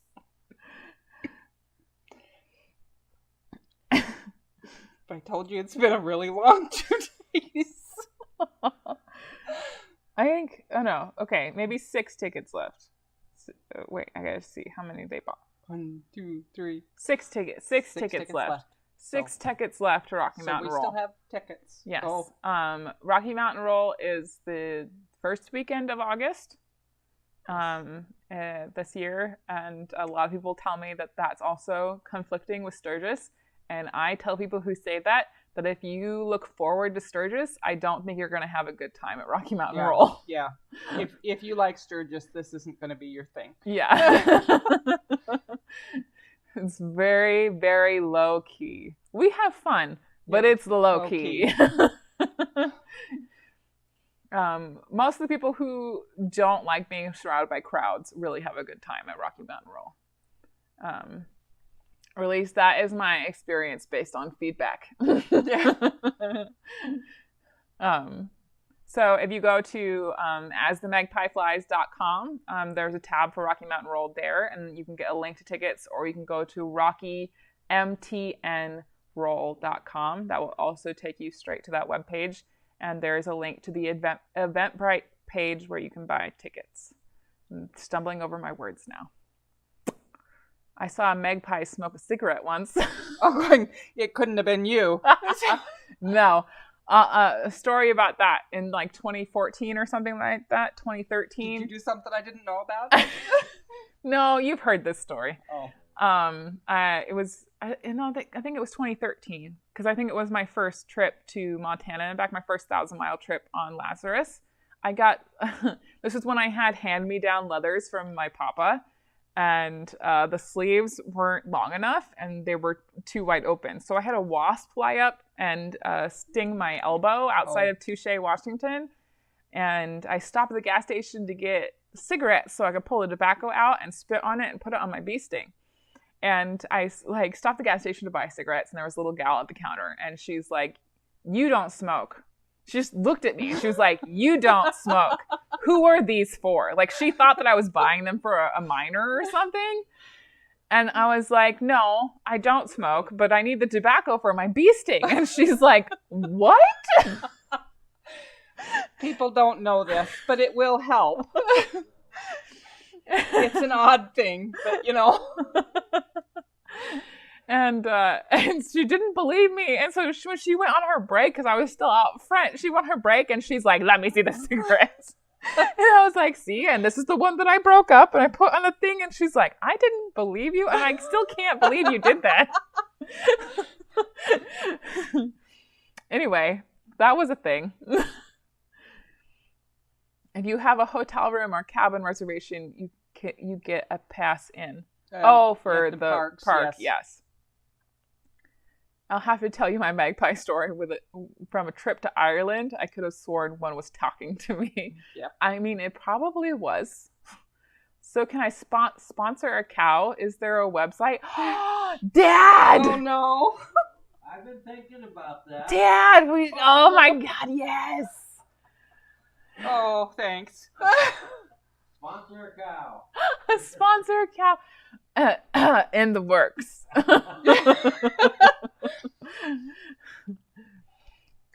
Fresh coffee, Bailey's ice cream, Bailey's Irish thank cream. you, cream on Sunday morning. You're welcome.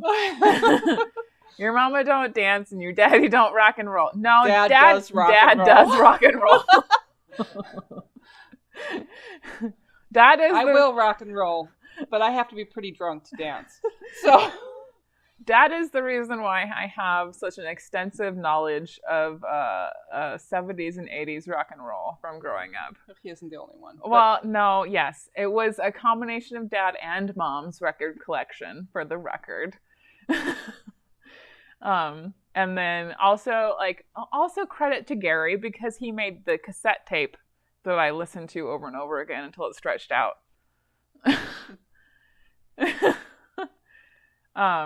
But like I didn't listen to like contemporary or like modern like pop music until I was in late middle school.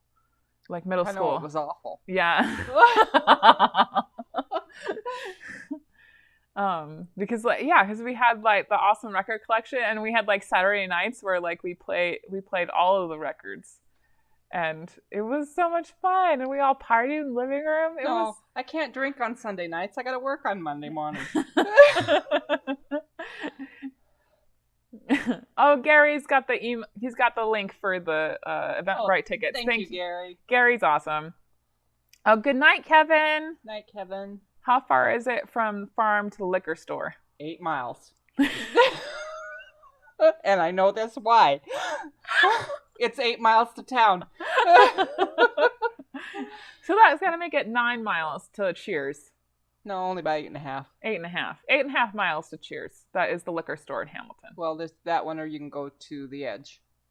Oh yeah, the Edge sells liquor too, but it's about the same because you have to go. It's 8.5. Yeah, it's 8.5. Depending on which way do. Yep. Yeah, it's 8.5 miles to whether you do Cheers or the Edge. I would still rather go to Cheers. I don't care. Yeah. You're still paying the state because it's a state liquor store. Yeah. Thank you so much. Got to make sure my other August thing and this aren't same weekend. I had that happen once. The sting thing, but didn't know about tobacco, but stung 5 times last year on the arm. Oh, ouch. It'll also work if you find a cigarette butt, you can use a used cigarette butt. It's kind of gross, but you know, it works, and then you don't have to buy a whole pack of cigarettes. Yeah, it was just easier to buy a new pack of cigarettes. But yes, chewing tobacco works too. Expensive now. I would read the label on newer chewing tobacco because some of it has nasty things you wouldn't want to put on a bee sting. It's pronounced Tushy. Is it really? I don't know. Oh no. I was going to ask somebody, but we haven't stopped. I think I've been saying it wrong for like 5 years. Okay. Oops. So apologize. I am sorry. I publicly, officially apologize for mispronouncing the word touche for the last 5 years. I am sorry. Cow racing with betting. I don't know if we could get them to race. Yeah, you're not going to get them to race. They're going to look at you and go, sure, whatever. You don't do that. Cow pie is where the cow lays their poop. No, they want to race the cows. Oh. Cow racing. You might get the bulls to do it. I don't think so. I don't think so. Our Those are just too tame and too. Yeah. Our cows are too tame. Like you're not going to get close to them. You're going to run because they're going to go, I don't know who you are. Yeah. Get away from me or I'm leaving you. Oh, so maybe we can get like one of them to walk behind them and they'll race? I don't know. I don't think they would run very far. It would be a very short race. But did everybody know that there's pig racing in Bear Creek, Montana? Amanda knows that. Bear Creek, for the record, is just out of Red Lodge, so everybody who goes to Beartooth Highway, Bear Creek Saloon isn't that far off, and they do pig racing on the weekends. It's really fun to watch. Oh, pig and Ford races are the best. See, somebody knows. Pig races are awesome. We don't have pigs anymore. We can't race them. So looking forward to discussing 70s rock with Papa Zito. Although we've talked about pigs again, but they're kind of expensive to raise anymore. Yeah, pig feed got expensive. You have pellets and everything. I guess, I was going to say, you could just feed them scraps, but you don't make enough food to feed them scraps anymore. There isn't 6 of us there to feed. There's a country song, it's only 8 miles to the liquor store. So they filmed 8 Mile at the liquor store. Knock on wood, I haven't been stung by a bee in about 20 years. Oh, I would. Bumblebee between the eyes at 70. Oh, I'm sorry. Oh my God. From Australia? Hi, Garth. Hey. Can I ride one of the cows? No. No. No. If you harass my animals, you are so out. We'll put them on, what the heck is his name? No. No, we're not. Not Templeton, the other one. Oh, Alan? No. What is his name? The red one, honey. Rocky? No. Moo? Moo, yeah. They're You trying. put him on Musaki? Yeah. Oh, no. Yeah. No.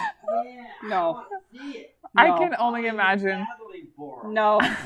No harassing my animals. For the record, it is included in the rules of Rocky Mountain Roll before you purchase a ticket that you cannot harass the animals. You will be kicked out immediately and you will not be invited back. You can bother the bunnies. We don't care about the The bunnies. bunnies are fine. You can bother the bunnies, but you cannot bother the cows or the horses. The horses will bother you, but you can't bother the horses. Well, the horses might bother you. Yeah, that's true. The last couple of years they were up. Oh no. Last year they came down because Amanda Pants fed them carrots from the back porch of the truck camper. Well, that's true because she was there earlier. So Yeah. So they learned that Amanda was easy. Yeah. Amanda Pants. Amanda Pants was easy, and Yeah. and she was going to feed them. So Yeah. they came down to get carrots. I woke up at like 2 o'clock in the morning because there was a couple tents closer to the truck camper this year, and I heard the horses out, and I was like, "Oh no, the horses are gonna trample somebody!" And I had to like kick them out and put the gate up. We love Pants. Don't feed the horses. Find the most food-oriented cows. Do a slap the bull like on wild hogs. No, we will not be doing that. Because Templeton is our bull right now, and he is very not. Don't mess with Templeton. Yeah, he's not a people. Yeah. He's not a people person. Templeton isn't a people. Yeah. How many bike events like Lost Angel, like Forgotten Angels do you attend each year? Are they all outdoor camping? It varies year to year. Last year I did Get On ADV Fest. I did Oregon Run. I did Overland Expo West. I think that was, and then Rocky Mountain Roll, if that counts. This year I'm doing the Maupin Madness, which isn't technically a camp out, it's like a poker run. And then I'm doing Get On ADV Fest in South Dakota again. I'll be doing Overland Expo again. And then Rocky Mountain Roll, of course. I don't know if I'm doing Oregon Run this year or not. I don't know because it's much earlier in the year this year, so I don't know if I'm going to be able to make that happen. So I guess like around 4 the last 2 years. But normally, like when I had a day job, it was more like 1 or 2 a year probably.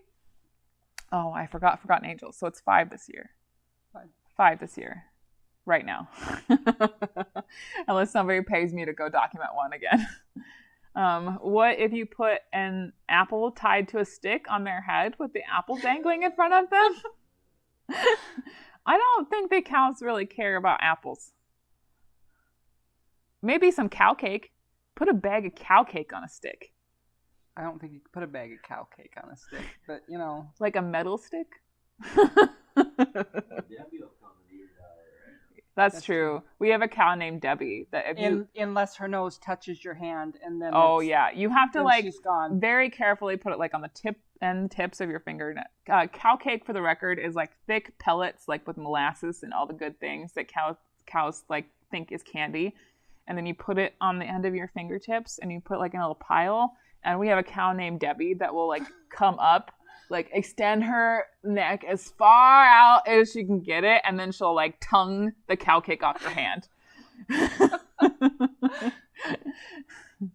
Riding isn't harassing. Cows love me. No riding the cows. No riding the cows. If my grandma wouldn't let me ride cows, you can't ride cows. That's not fair.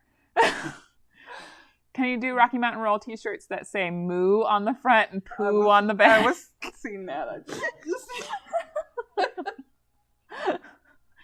I still have to meet the first deadline for Rocky Mountain Roll shirts this year, you guys. What kind of beer do the horses prefer? I don't think the horses have ever had beer.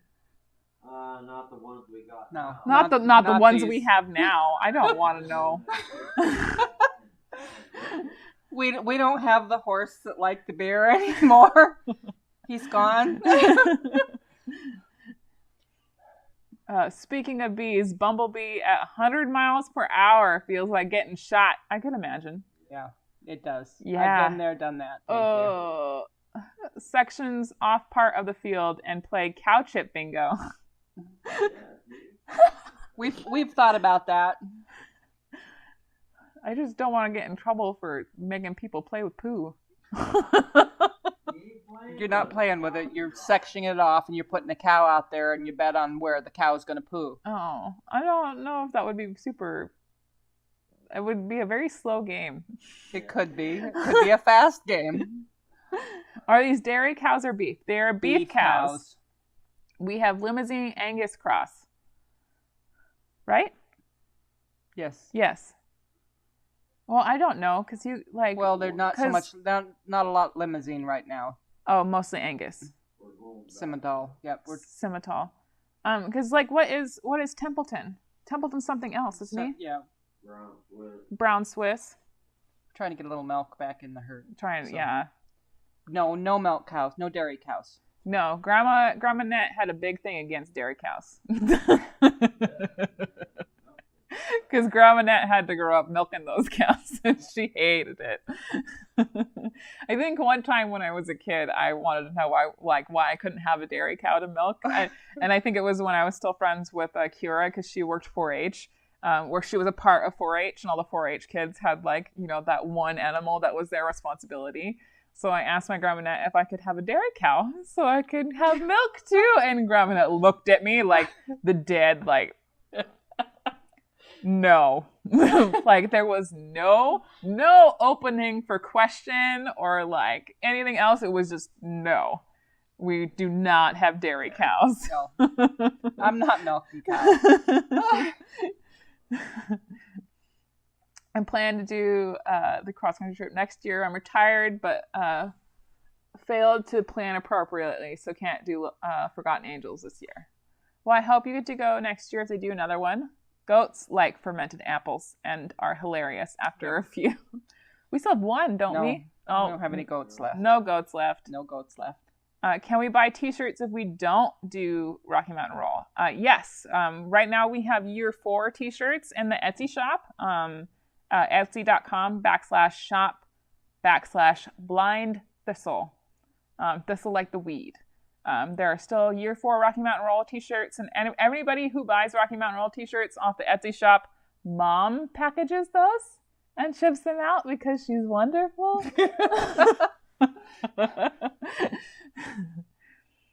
Do your horses play football? No. No.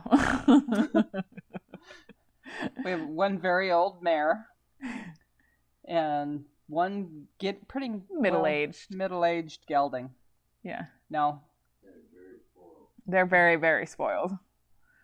And the mare is half blind, isn't she? Yeah. Yeah. She's one-eyed. Yeah. Anyone who gets hit with bees in the face, I have a solution. Full face helmets. Yes. Unless you have the lid up for air ventilation. They can still get in. Yeah. Cow chip throwing contest. See, there again, we're talking about making people touch poo, and I don't think I can do that. I know, but you're still making people touch poo. They could get gloves, but, I don't feel like playing cow frisbee, but, whatever. Can't you milk any cow? No, you cannot milk any cow. You could if you wanted to, I suppose. I would not suggest it. If you want to lock them up. But not all of them are amenable.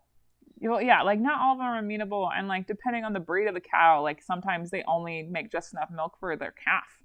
Like you would have to get a cow and like train it from the time that it matured so that to make sure that it produced more than enough milk in order to also milk the cow.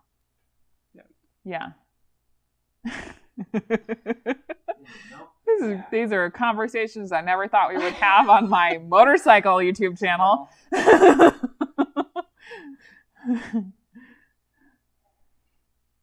Oh, Gary's posting the Redbubble link and not the Etsy shop. Gosh, Gary, keep up. You better be nice to Gary. He's probably sitting there going, I could have come over. Oh, good night, Lee. Good night, Lee. Great comedy hour show, but I gotta get some sleep. Yes. Old Friends New Roads milked a bull one time. Oh. No. I'm sorry. No. I hiked the Arizona Trail last spring. I am now immune to cow poop. That's good. It's just grass. Thank you, Gary.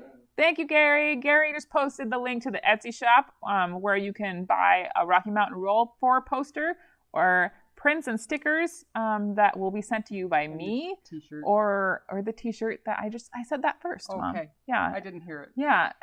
That Mom will package and send to you. And not right at the moment because I won't be home for a while. Yeah, Mom's here. The t-shirts are in Montana.